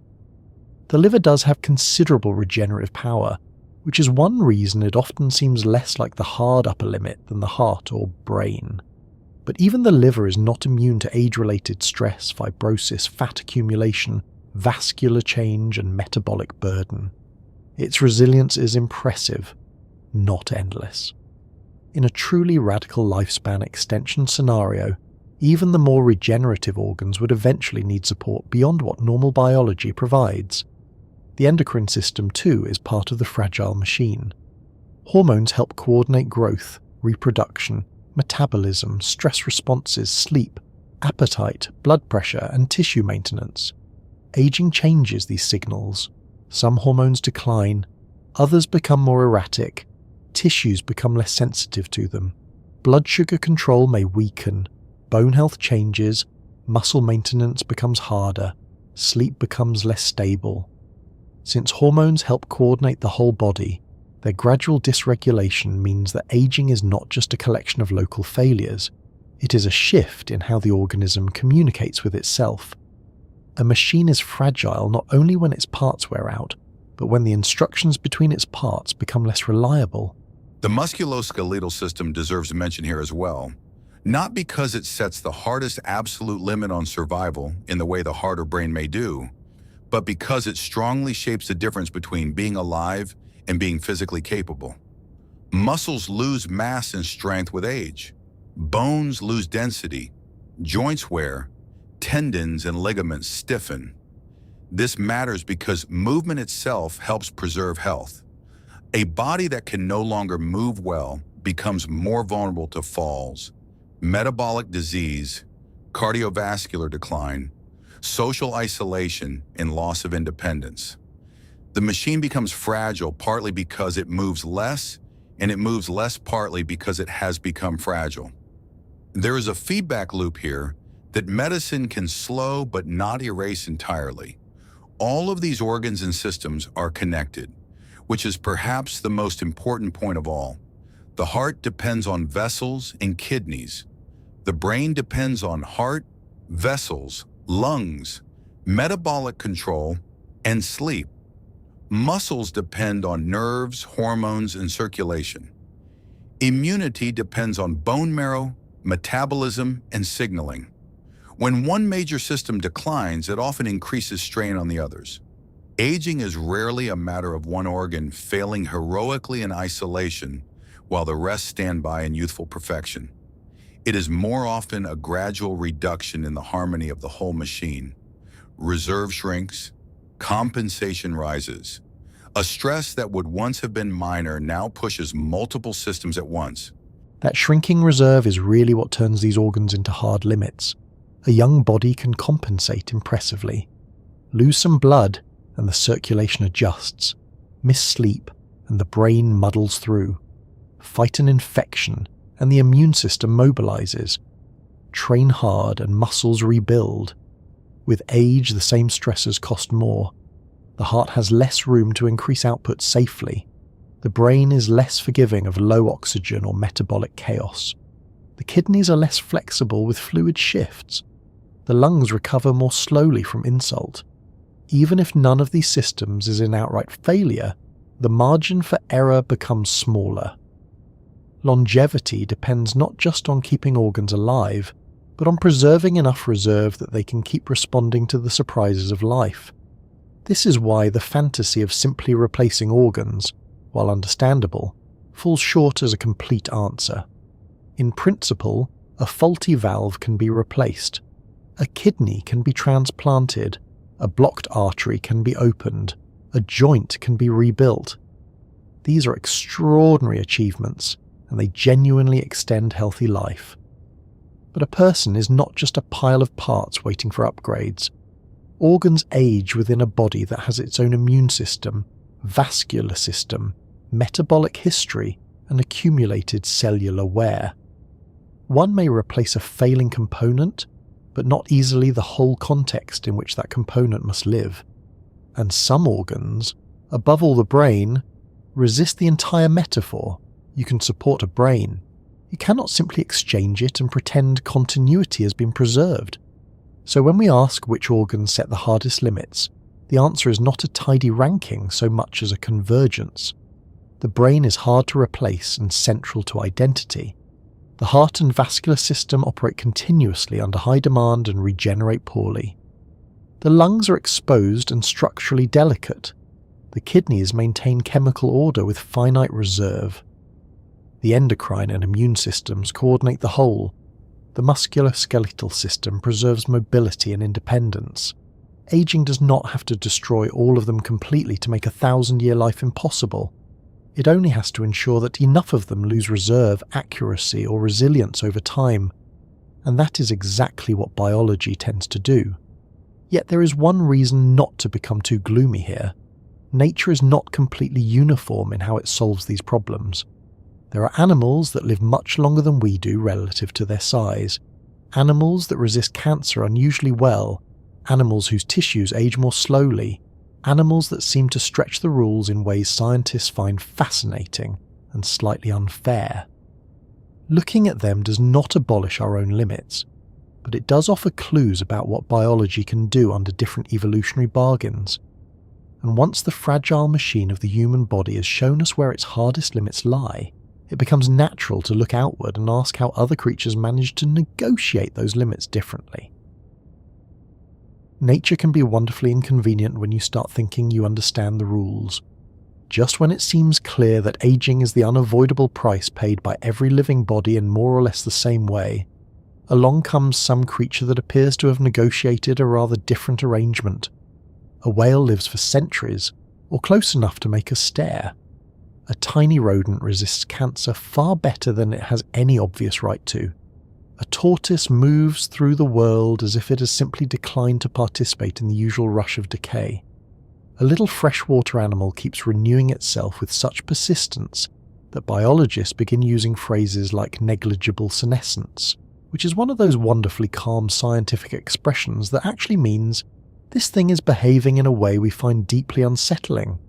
If we want to understand our own limits, these animals matter enormously, not because they offer magical shortcuts, and certainly not because the answer to human aging is to become colder, smaller, more leathery, or willing to spend long periods motionless at the bottom of the sea, although some days one can see the appeal. They matter because they show us that aging is not one single rigid script handed down equally to all life. Evolution writes many versions. Different species age at different speeds, fail in different ways, resist different threats, and invest in maintenance according to the ecological bargain that shaped them. Looking at those bargains can teach us something very important.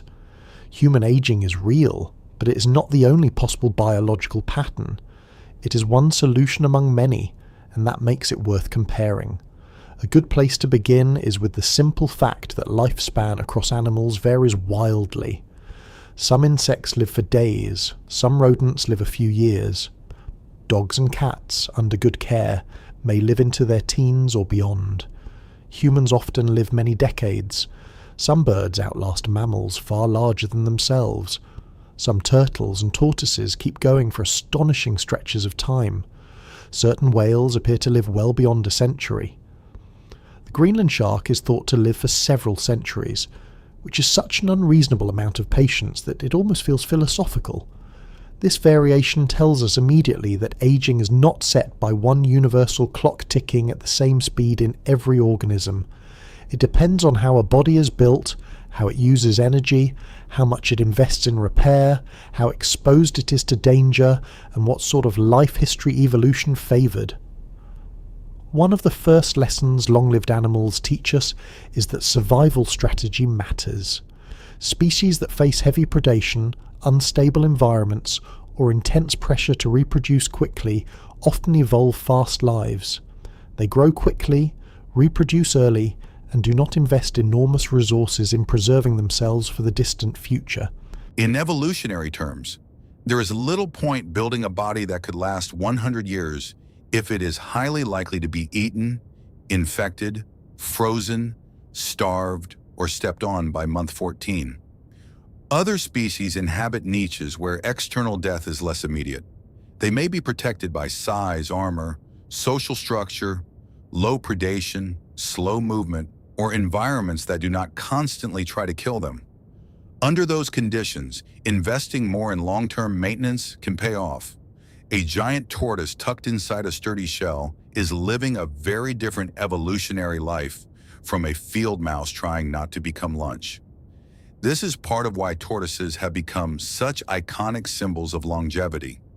They are large enough to avoid many predators, protected by a shell, slow in metabolism, and shaped by a life history that does not depend on frantic speed. They grow slowly, live slowly, and often age slowly. That does not mean they are immortal.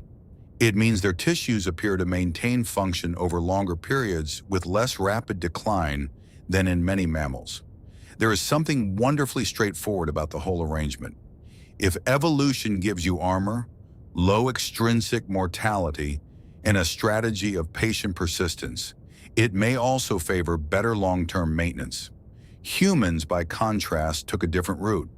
We traded shell-based serenity for upright posture, social complexity, rapid brains, tool use, and the endless need to remember where we left things. Whales tell a related but even more dramatic story. The bowhead whale, in particular, has become famous for its exceptional lifespan. This is an enormous mammal, warm-blooded, active, highly complex, and yet capable of living far longer than humans. That fact is biologically important because it challenges the lazy assumption that big bodies simply wear out faster, or that warm-blooded life cannot be extended far beyond our own range. Bowheads show that mammals can, under certain evolutionary conditions, evolve striking durability. Scientists studying them have looked at DNA repair, cell cycle regulation, cancer suppression, metabolism, and stress resistance, hoping to understand what makes such longevity possible. The key lesson is not that whales discovered some single secret molecule that we have foolishly misplaced. It is that long life can emerge when a species evolves robust maintenance across multiple systems at once.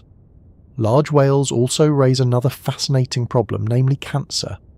A bigger animal has many more cells than a smaller one, and if cancer risk was simply a matter of cell number times years alive, large, long-lived animals ought to be in terrible trouble. Yet many are not as cancer-prone as that simple logic would predict. This broad puzzle, often discussed in comparative biology, suggests that some large animals evolved enhanced ways of suppressing tumours. Elephants are a famous example because they appear to have extra copies of certain tumour-related genes, but whales too have drawn interest for their ability to manage long life in large bodies. The lesson for humans is subtle but powerful. Stronger cancer suppression is biologically possible. Evolution has built it more than once. The trouble is that every species integrates such protection into a whole body plan, and one cannot simply pluck out a trick from a whale and drop it into a human with the cheerful confidence of someone adding herbs to soup. Then there is the naked mole rat, which looks as though evolution designed it in a mildly irritated mood and then accidentally gave it some extraordinary biology. Naked mole rats are small rodents, yet they live far longer than rodents their size usually do. They also show unusual resistance to cancer and maintain certain functions with impressive stability for much of their lives. They live in low-oxygen underground environments, have distinct metabolic features, and seem to manage proteostasis, stress response, and tissue maintenance in unusual ways. They are not tiny immortal philosophers beneath the soil, but they do show that lifespan is not rigidly dictated by size alone. Small bodies need not always burn through life at frantic speed. Evolution can alter the terms. What makes naked mole rats especially interesting is that they remind us there is no single path to longevity. A tortoise's strategy is not a whale's strategy, and a whale's is not a mole rat's. Some long-lived species rely partly on lowered metabolic pace. Some appear to have stronger genomic stability. Some maintain protein quality more effectively. Some resist inflammation better. Some avoid cancer more successfully. Some simply live in conditions that reduce external hazards, enough for slow maintenance to make sense. Longevity is not one invention. It is a family of solutions. Birds offer another pleasant complication. Many birds live longer than similarly sized mammals, which is already somewhat annoying if one had hoped biology would be simple. A bat too may live much longer than a mouse, despite comparable size. This tells us that high metabolism alone does not dictate lifespan in any crude way. Birds and bats both have intense energetic demands, especially in flight, yet many achieve striking longevity.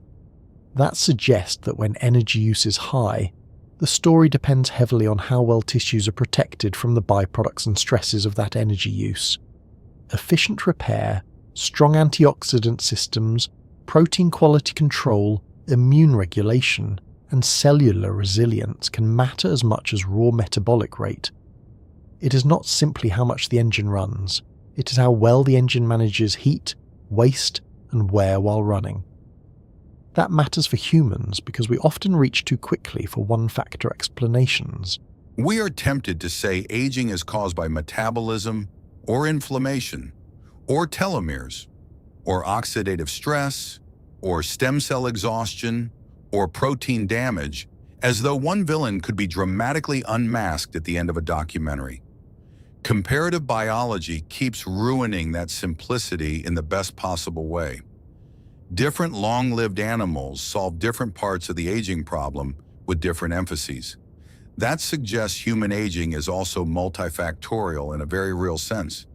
If we ever hope to push against our limits meaningfully, it will almost certainly involve multiple systems at once, rather than one miraculous intervention that makes us all wake up with the biomarkers of a patient seabird. Some animals push things even further toward the edge of what sounds believable.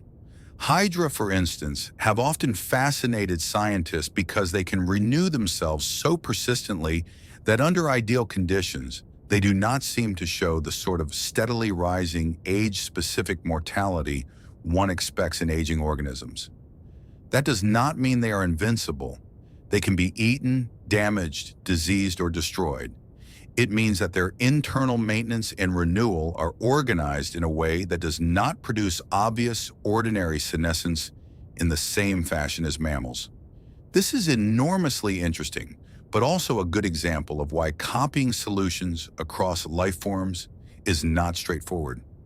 Hydra are simple creatures with body plans, tissues, and life demands utterly unlike our own. One cannot really say, if only the human brain, endocrine system, immune system, bones, heart, and social life were more Hydra-like, all would be well, at least not without inviting very serious follow-up questions. Jellyfish have also entered the public imagination because of species capable of reverting to earlier life stages under certain conditions. This has inspired many enthusiastic headlines about biological immortality. The reality is more nuanced. These creatures are fascinating, and their flexibility teaches us something about how developmental programs can be rearranged. But again, the leap from a small, simple marine organism to a large, complex vertebrate with a central nervous system, long development, cancer risk, and highly specialized organs is enormous. Such organisms do teach us that biology can be more flexible than once assumed. They do not teach us that human aging is one clever trick away from disappearing. Fish provide another rich category of exceptions and clues. Some species grow throughout life, some show relatively slow aging, and some can regenerate tissues in ways mammals cannot. The Greenland shark has become especially famous because of its extraordinary longevity. Part of that may relate to cold temperature, slow metabolism, and a life history built around deep, frigid environments. Life unfolds slowly there. Growth is slow, maturity is delayed, and time seems to move at a different biological pace. This does not mean cold alone causes long life. If so, forgotten leftovers would be immortal, and the back of the refrigerator would become a major research site. It means that physiology, environment, and evolutionary strategy interact. A body built for cold, slow existence may face different wear patterns and selective pressures than a warm, fast, highly social primate brain running on constant glucose and opinions. There is another lesson hiding in all this, and it is perhaps the most important one for understanding our own species. Long-lived animals often gain longevity through traits that would come with serious trade-offs if imposed on a human life. Slow metabolism, late reproduction, low activity, narrow ecological specialization, unusual body temperature patterns, limited behavioral complexity, or tissue structures very different from ours may all support long life in other species.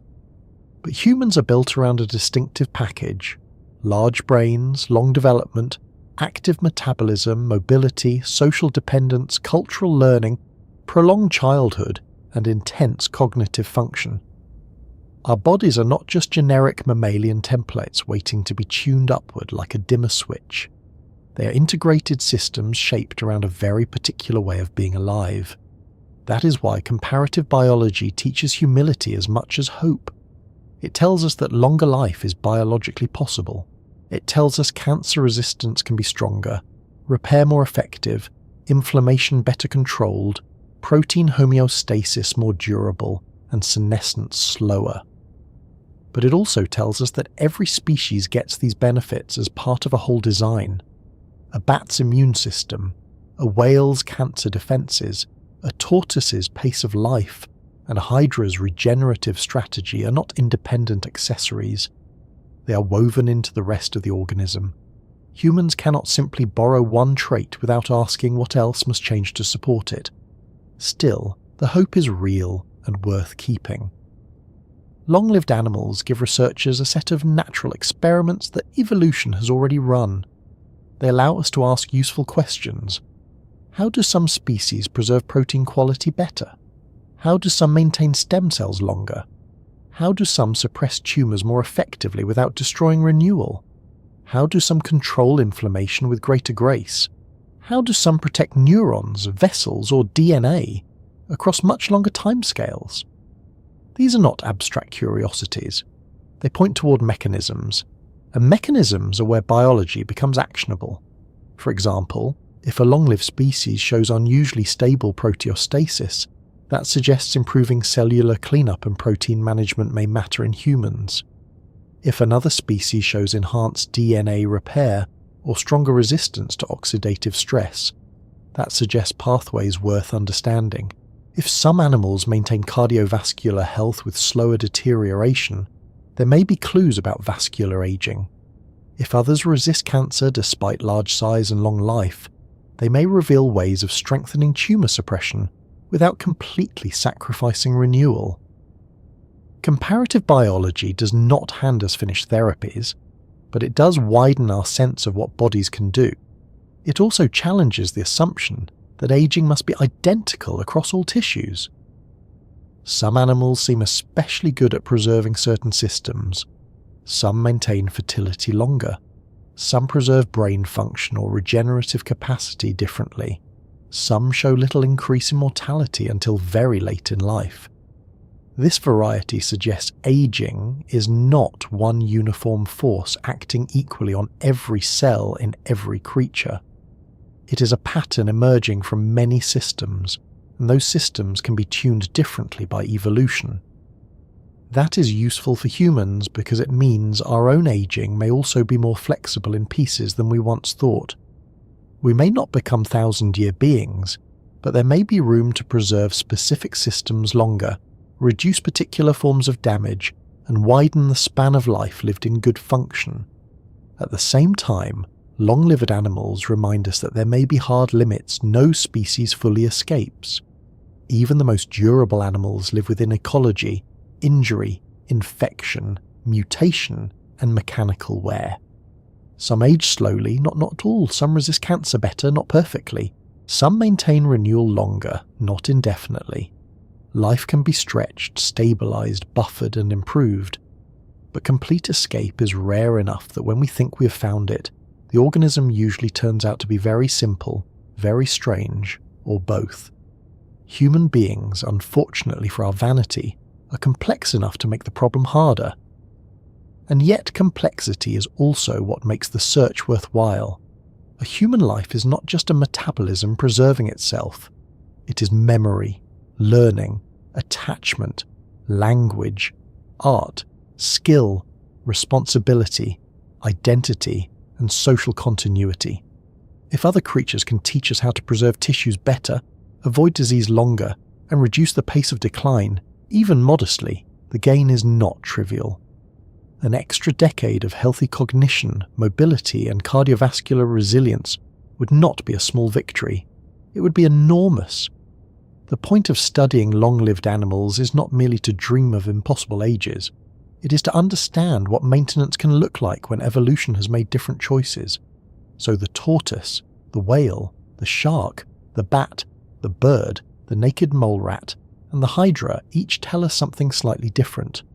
Aging is adjustable. Repair matters. Cancer suppression matters. Inflammation matters. Metabolic design matters. Ecological safety matters. Body plan matters. Trade-offs matter. Above all, they tell us that human aging is not a punishment or a mystical curse. It is a biological arrangement, one that can be studied, compared, and perhaps partly improved, but one that also sits inside the larger architecture of what a human body is. And that brings us, quite naturally, to the question modern science cannot resist asking. If nature has already shown that aging can be slowed, shifted, or buffered in so many ways, what can medicine actually do with that knowledge? How far can we push our own biology without breaking the balances that keep us alive? And can science truly slow aging in a meaningful sense, even if it never grants us anything remotely like 1,000 years?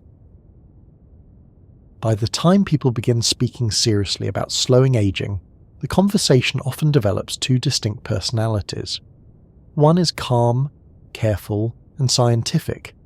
It talks about mechanisms, pathways, interventions, biomarkers, trade-offs, clinical trials, and the modest but meaningful hope of improving health later in life. The other personality arrives wearing a much brighter jacket and declares that death is basically an engineering problem. Old age is just bad software, and a combination of pills, cold plunges, blood tests, and determined optimism will have everyone living to 180 by Tuesday. The first personality is usually more reliable. The second is better at attracting venture capital and producing photographs of people staring sternly into the middle distance. Since we are trying to understand what medicine can really do, it is best to stay with the quieter voice. The truth is that science has already changed human lifespan enormously, but mostly not by defeating aging itself. It did so by reducing the things that killed people before aging had fully done its work.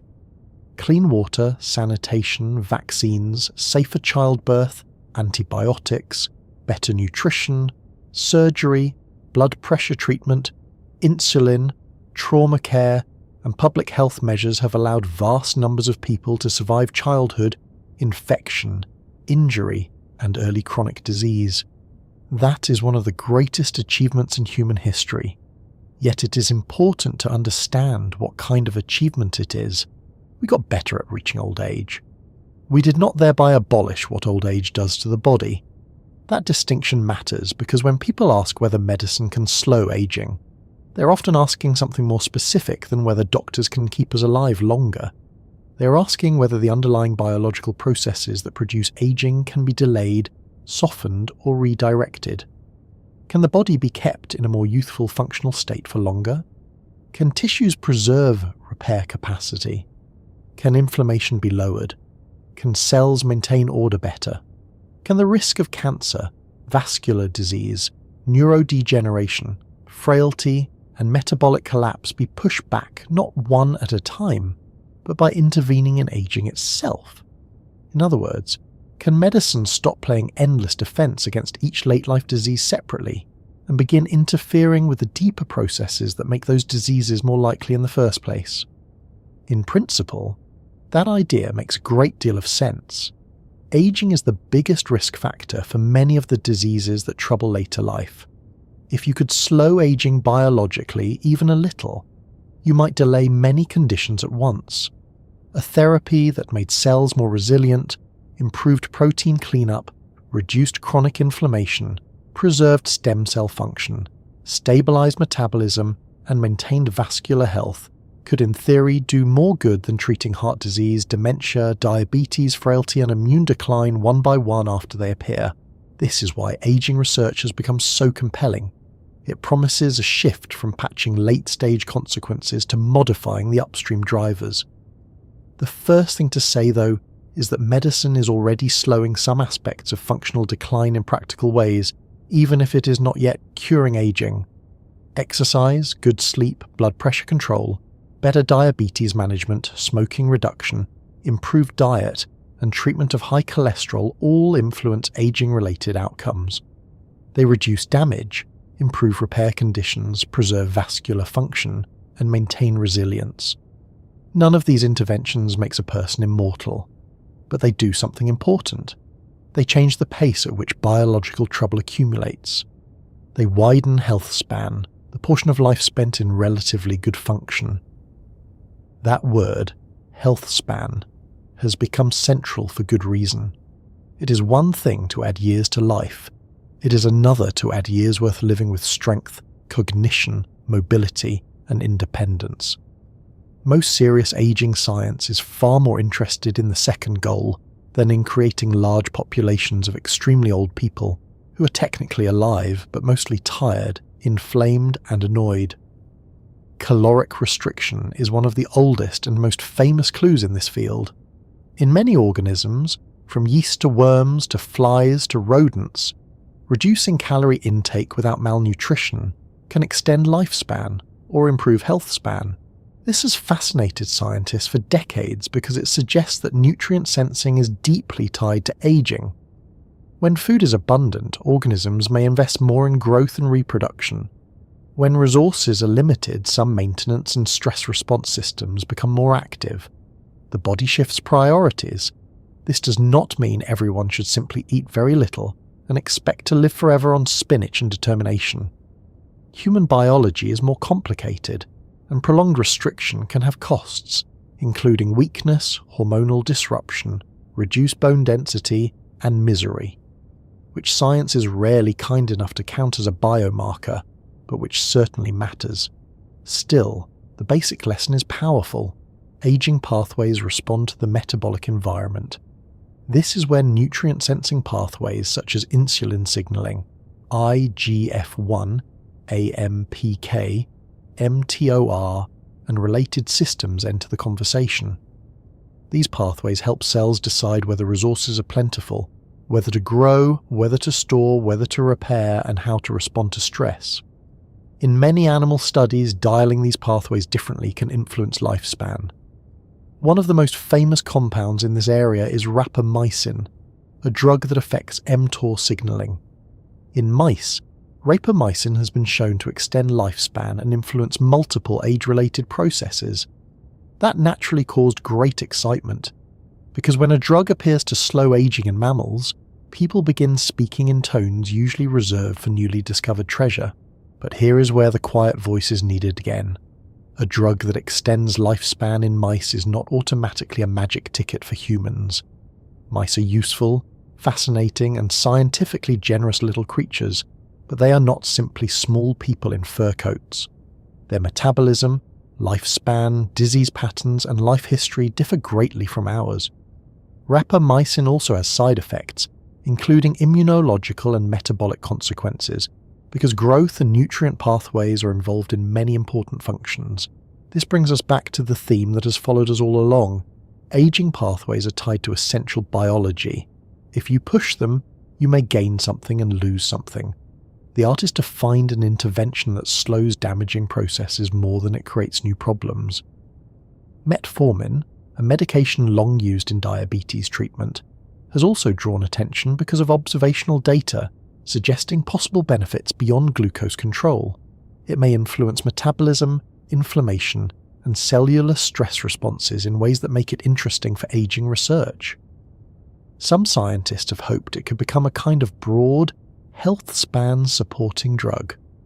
Yet again, the evidence remains more promising than decisive, especially when asking whether it truly slows biological aging in healthy people, rather than improving outcomes in those with metabolic dysfunction. That may sound like a fussy distinction, but it is not. A drug can be very good medicine without being a general anti-aging tool. Careful science has to separate those ideas. Then there are senolytics, one of the more intriguing developments in recent years. Senescent cells, as we have seen, are cells that have stopped dividing, often as a protective response to stress or damage. In small numbers, they may be manageable or even useful in wound healing and development. But when they accumulate, they can secrete inflammatory factors and disrupt tissue function. The idea behind senolytics is simple enough to sound irresistible.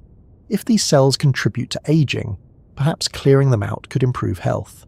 In animal studies, removing senescent cells in certain contexts has produced encouraging results, with improvements in tissue function and aspects of aging. That is genuinely exciting. But once again, the details matter. Senescent cells are not uniformly evil little saboteurs. They exist for reasons. Clearing them too broadly or at the wrong time could have risks. We are dealing with a living ecology inside the body, not a room in which one can simply throw out all old furniture and assume the structure will thank us. Stem cell therapies generate similar hope and similar caution. Since aging involves declining tissue renewal, it seems natural to ask whether replenishing or rejuvenating stem cells could restore youthful repair. In some medical contexts, stem cell transplantation is already highly valuable, but using stem cells to broadly reverse aging across tissues is much harder than headlines often imply. Stem cells do not operate in isolation. They depend on niches, signals, immune compatibility, vascular support, and a tissue environment that can receive and regulate them properly. An old tissue can make even good cells behave less well. There is also the ever-present cancer risk. More growth potential is wonderful until it becomes the wrong kind of growth. One of the most dramatic areas of research involves partial cellular reprogramming. This idea emerges from discoveries showing that mature cells can, under certain conditions, be pushed back toward a more youthful or flexible state. In the most extreme version, cells can be reprogrammed so completely that they lose their specialized identity altogether, which is clearly not what one wants happening casually inside a functioning liver or brain. But partial reprogramming aims at something subtler, trying to reset aspects of cellular aging without erasing the cell's role. In theory, this is extraordinary. It suggests that some markers of cellular age may not be as fixed as once thought.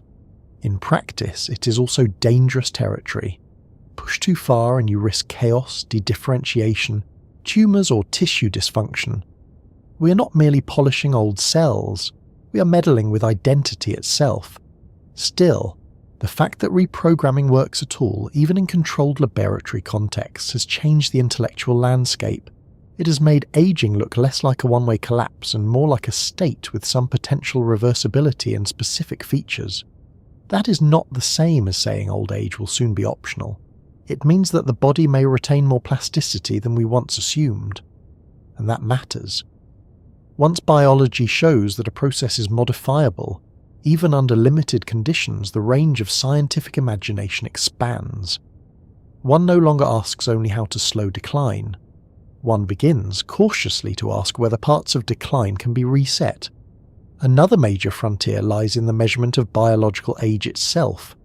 Scientists increasingly use biomarkers, patterns in blood chemistry, immune function, physiology, imaging, gene regulation, and DNA methylation to estimate how aged a body seems biologically compared with its chronological age.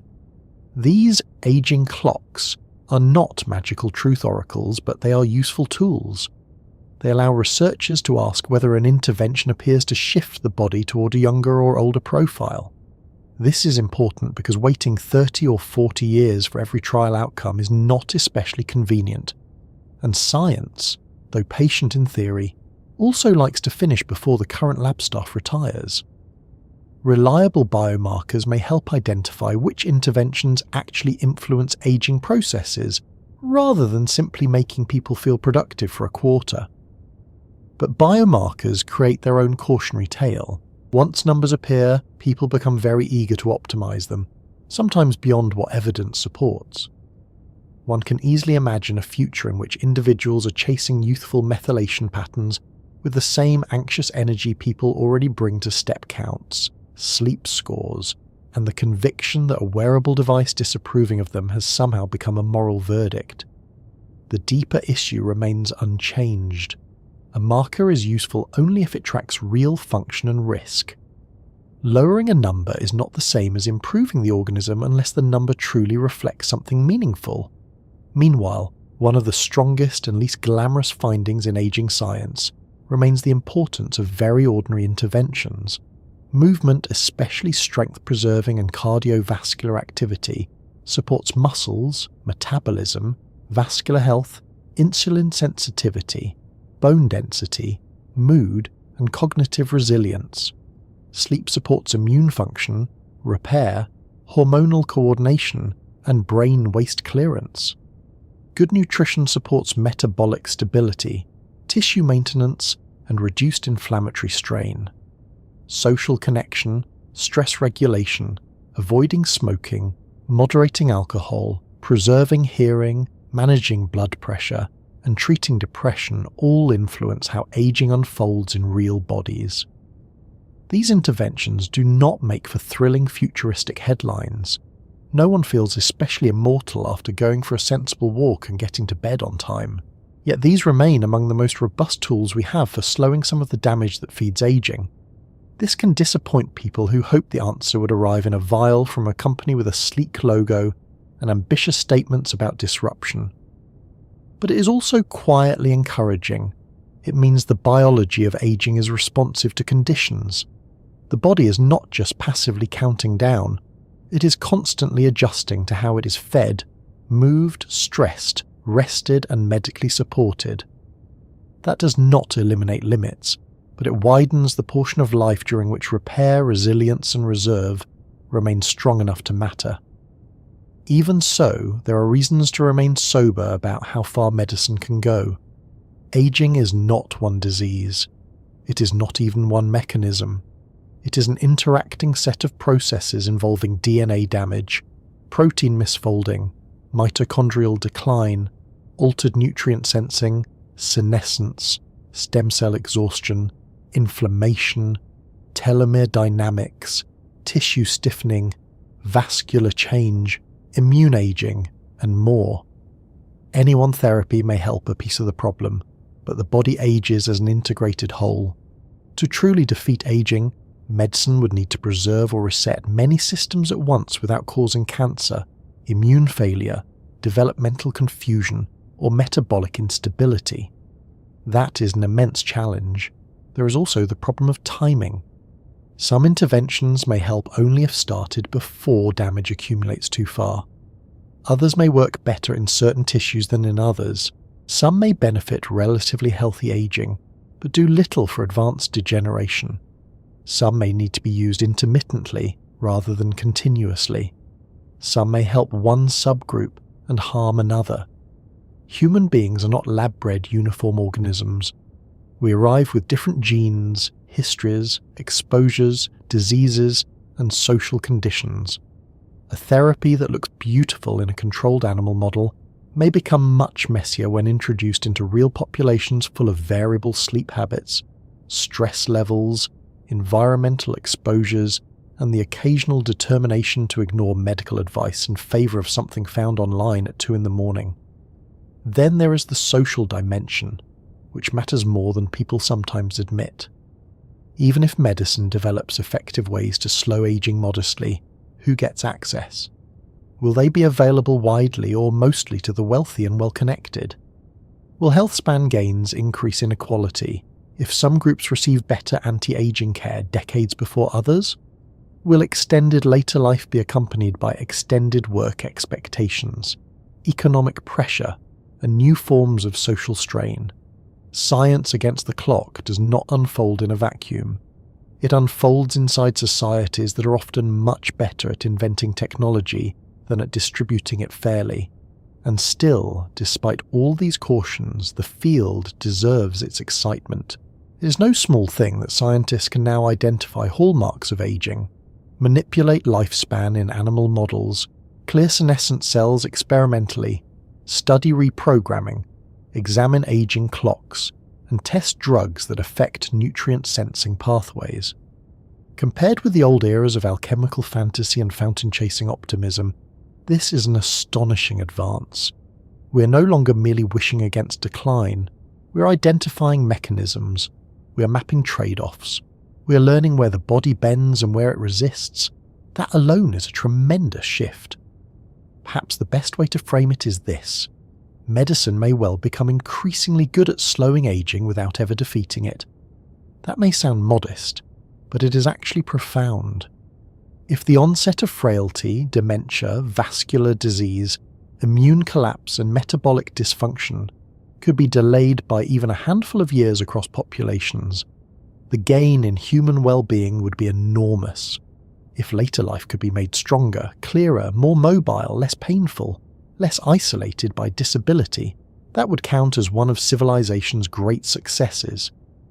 We do not need a 1,000-year lifespan for this work to matter. We need more people to reach old age with bodies and minds that still feel more like places to live than problems to manage. So science stands against the clock, not as a conqueror yet, but as a patient negotiator. It is learning where aging speeds up, where it can be softened, where cells might be coaxed into cleaner maintenance, where inflammation can be quieted, where damage can be cleared, where tissues can be supported longer. It may never abolish the fact that living systems are finite, but it is increasingly likely to improve how those systems travel toward that limit. The endpoint may remain, yet the road to it may become longer, healthier, and more humane. And once that is understood, the question becomes gentler again. Not, can science make us eternal, but what would count as enough?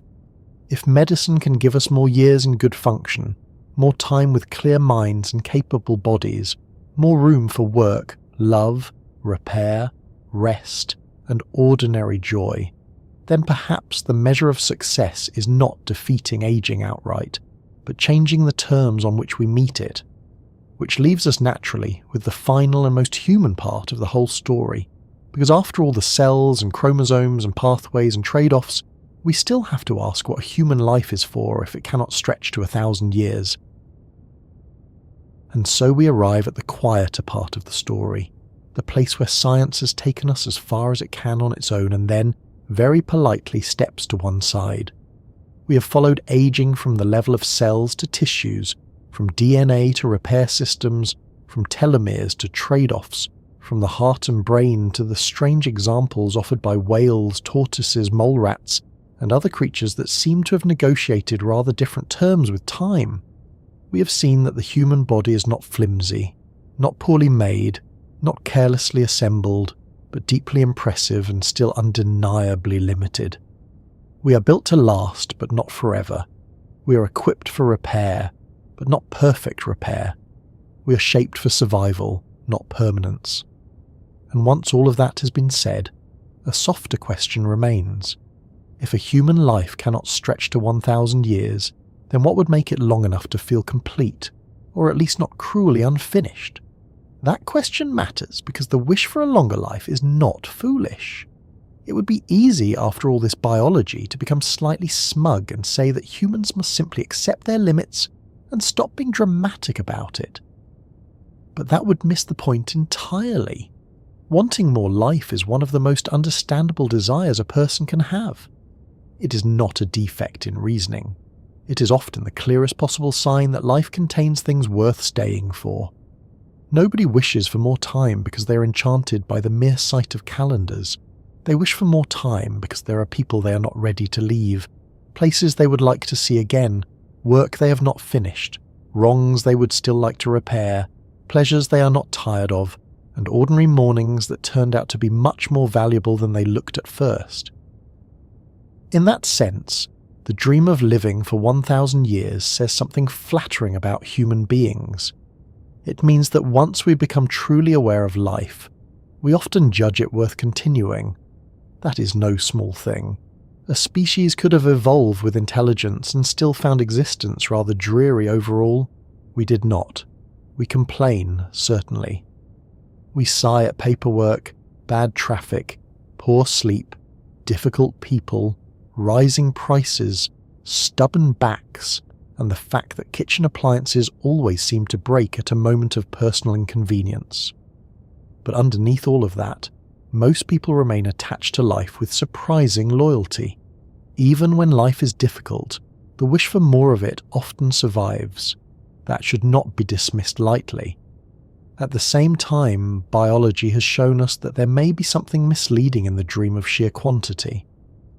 It is easy to imagine that the problem is simply the number of years.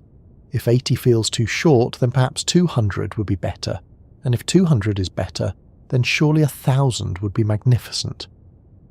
But once you look more closely, the issue changes. More years are not automatically more life in the sense people actually mean. 1,000 years spent in frailty, confusion, pain, or endless dependency would not be the same gift as a shorter life lived with strength, clarity, affection, usefulness, and peace. That is why medicine's deepest success will probably not be measured by the most dramatic age ever reached. It will be measured by how much of life remains recognizably life while it is being lived. That may sound obvious, but it is worth saying clearly because people often talk about longevity as if the only thing missing from human experience were extra time. In reality, what most people want is not just extension. They want continuity of self. They want a body that still lets them walk, think, work, hug, remember, laugh, cook, read, travel, notice things, and recognize the faces around them. They want time that can still be inhabited, a body that survives while steadily losing the conditions that make a person feel present in their own life does not satisfy the deeper wish. The human hunger is not merely for duration, it is for meaningful duration. And that brings us to one of the stranger truths hidden inside the whole discussion. A finite life does not merely limit us, it also shapes us. Deadlines change behavior. Scarcity changes attention. The fact that time is not endless is part of what gives some choices their seriousness. We decide because we cannot do everything. We commit because we cannot live every possible life at once. We cherish certain evenings because we know they do not repeat. We forgive or fail to forgive under the pressure of time. We raise children knowing that childhood passes. We begin work knowing there may not be enough years to master all of it. We love people knowing, often from the very start, that one day one of us will be left missing the other. None of this is pleasant in a simple sense, but it is deeply involved in what makes human life feel weighty rather than endless and vague. That does not mean death is good, or that finitude should be romanticized into something charming and decorative. There is nothing especially lovely about illness, grief, or decline. People say goodbye too early far too often, and no amount of philosophy fully softens that. But it may still be true that limits are part of how life becomes legible. If a person truly had 1,000 years laid out before them, it is not obvious that urgency would merely remain the same and all joys would simply multiply.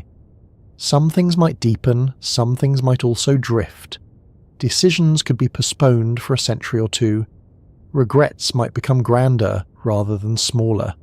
Attachments might stretch across such long spans that loss became not gentler but more overwhelming.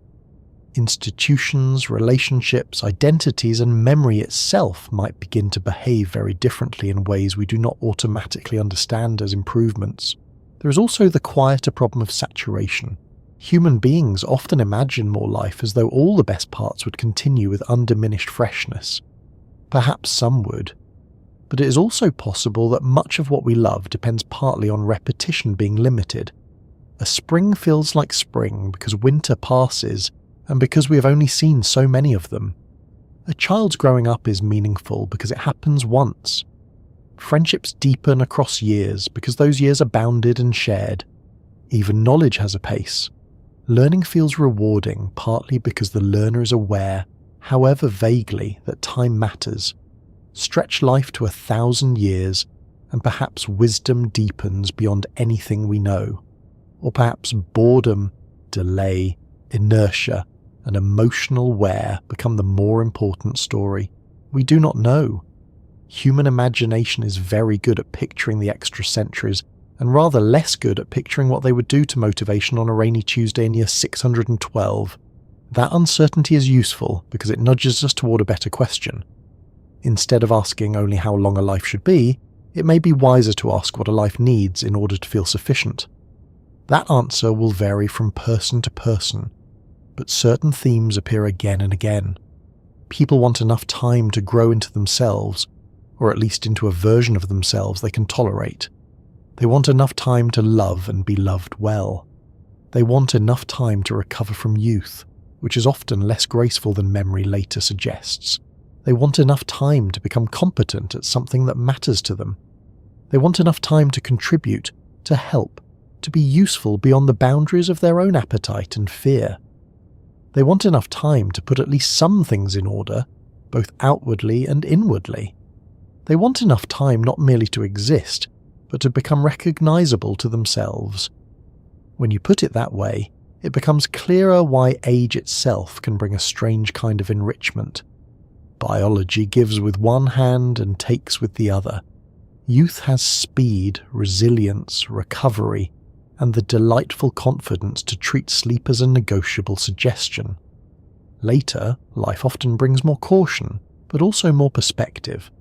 A person who has lived for decades usually understands things a younger self could not have understood without first making mistakes, losing things, changing priorities, being embarrassed, being wrong, loving unwisely, loving wisely, suffering, enduring, and noticing what turned out to matter after all the noise settled. This does not mean aging is easy, or that every older person becomes serene and luminous. Many simply become older and better informed about where their glasses are not. But it does mean that length is not only measured in years, it is also measured in depth of understanding. This is one reason the dream of more time remains so appealing, not because people imagine endless youth in a shallow sense, but because they sense that understanding and tenderness often arrive late.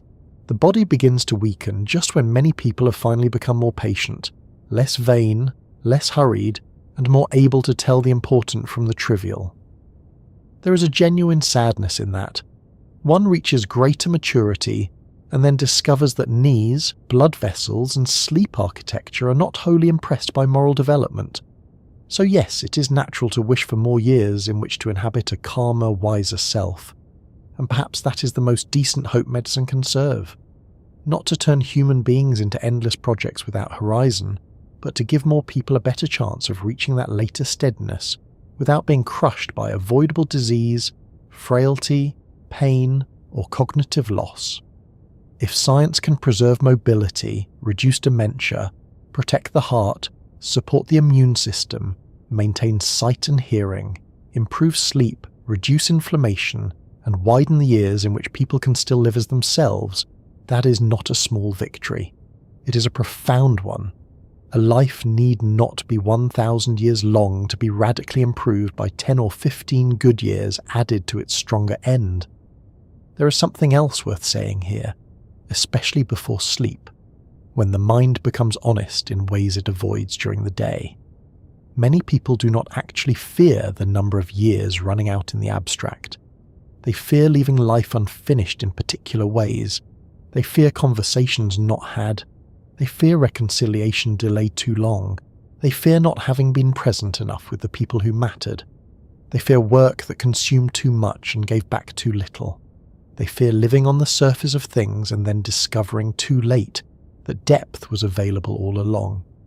In that sense, what makes a life feel long enough may not be duration alone, but participation.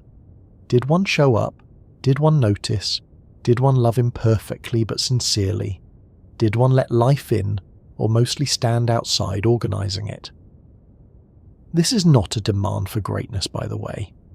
Human lives do not need to be historically important to be full.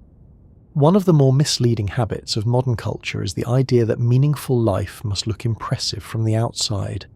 But many lives that feel sufficient from the inside are built from very ordinary materials. Good work done well, repeated care, shared meals, decency in situations where decency was difficult, loyalty, curiosity, reading a little more, walking when one might have stayed seated, listening properly, learning to apologize, learning to stop apologizing for existing, keeping a household warm enough, literally or otherwise, that others could rest in it. These things do not look like immortality, but they are often what people mean when they say they want time. And that may be one of the gentler conclusions biology leads us toward, because once we understand that the body is finite not by accident but by structure, the question shifts from how do I escape the limit entirely to, given the limit, what becomes more worth doing. Science helps here by making the limit clearer. It does not insult us with fantasy. It tells us that cells accumulate damage, repair becomes less exact, organs lose reserve, and evolutionary trade-offs were never arranged around personal wishes for endless continuation. Yet strangely, that knowledge can sharpen gratitude without requiring sentimentality.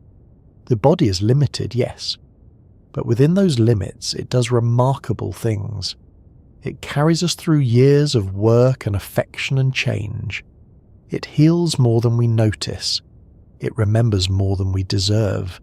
It adapts repeatedly. It lets us be here at all. Once you see that, long enough may begin to mean something less grand and more humane. Long enough might mean enough time to become less frightened. Enough time to understand one's parents a little better, or at least more fairly. Enough time to stop mistaking urgency for importance. Enough time to learn the shape of one's own mind. Enough time to give something useful to younger people. Enough time to let the world become familiar in the good way, not merely repetitive. Enough time to have one's vanity trimmed down into proportion, and one's affections enlarged by practice. Enough time to become kind in ways that are not performative. Enough time to sit in one's own life without always trying to outrun it. That is not a precise measure, of course, and it cannot be. Biology gives averages, ranges, probabilities, and mechanisms. It does not tell a person exactly when the inner feeling of enough arrives. Some people reach old age and still do not feel finished because of course they do not. Human desire is not tidy. Others suffer early losses and nevertheless manage to live with a fullness that makes numerical comparison seem vulgar. There is no equation for sufficiency, but there may be signs. A life begins to feel less starved for time when it contains some rhythm of attention, some real ties to other people, some participation in work or care or beauty, some capacity for delight, some room for forgiveness, and some sense that one has not merely passed through the years but inhabited them. There is one final kindness in all of this, though it may not feel like one at first. Because life is finite, we are not asked to hold everything forever. We are asked to hold what we can while we are here. We are asked to care for bodies that are temporary but not trivial. We are asked to use time, not solve it. And perhaps that is a more livable task than chasing 1,000 years with frantic dissatisfaction. The body was never going to become a perfectly repaired machine running endlessly in bright condition. It was always going to be something more vulnerable and more intimate than that. Something that changes while we live in it. Something that asks for maintenance. Yes, but also patience. Something that gives us consciousness, attachment, appetite, memory and fatigue all bundled into one somewhat unreliable but astonishing arrangement. And so maybe a human life feels long enough not when it defeats its limit, but when it has had enough room for presence, enough room to be awake to the people and moments inside it, enough room to become more than instinct and ambition, enough room for love to mature past excitement into steadiness, enough room for sorrow to deepen compassion instead of only fear, enough room for learning to become wisdom, at least occasionally, enough room to laugh at one's own absurdity, which is one of the more underrated signs of maturity, enough room to rest a little from the constant demand to become someone else. That may be as close to an answer as the subject allows. Science can tell us why the body cannot go on forever in its present form.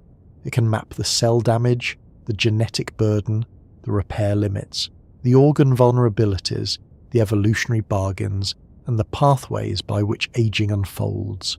It can likely help us live better for longer. It may one day slow some parts of the process more effectively than we yet imagine, but it cannot decide what length would satisfy the human heart. That remains a quieter judgment, formed not in laboratories but in the lived texture of a person's days. So if we cannot live for 1,000 years, Perhaps the real hope is not to make peace with too little, nor to pretend the wish for more is childish, but to let the years we do have become more fully ours, to use medicine where it helps, to care for the body because it is not infinite, to value health not as vanity but as capacity, to keep company with people who make time feel inhabited rather than merely spent, to notice that a life is made not only of dramatic turning points, but of many ordinary evenings in which nothing historic happens, and yet something deeply human is quietly preserved. And now, dear listener, here you are at the end of this long, gentle journey, a little farther along in time than when we began, though perhaps less worried about measuring it. We started with the question of why we cannot live for 1,000 years, and we found no hidden switch, no missing fountain, no villain keeping eternity behind a locked door. What we found instead was a body that works hard, repairs bravely, compromises constantly, and carries its limits honestly. We found that aging is not a single failure, but the slow cost of being alive in a system that was built to survive, adapt, and love for a while, not forever. And maybe that while, though it never feels long enough in the abstract, can still hold more life than the frightened mind first assumes. So let your thoughts ease a little now. The cells can keep doing their night work without your supervision. The heart can go on with its faithful rhythm. The brain, after all this effort, may finally be allowed to stop hosting a full committee meeting about mortality and get some rest instead. Sleep well, wherever you are, in your own small corner of time.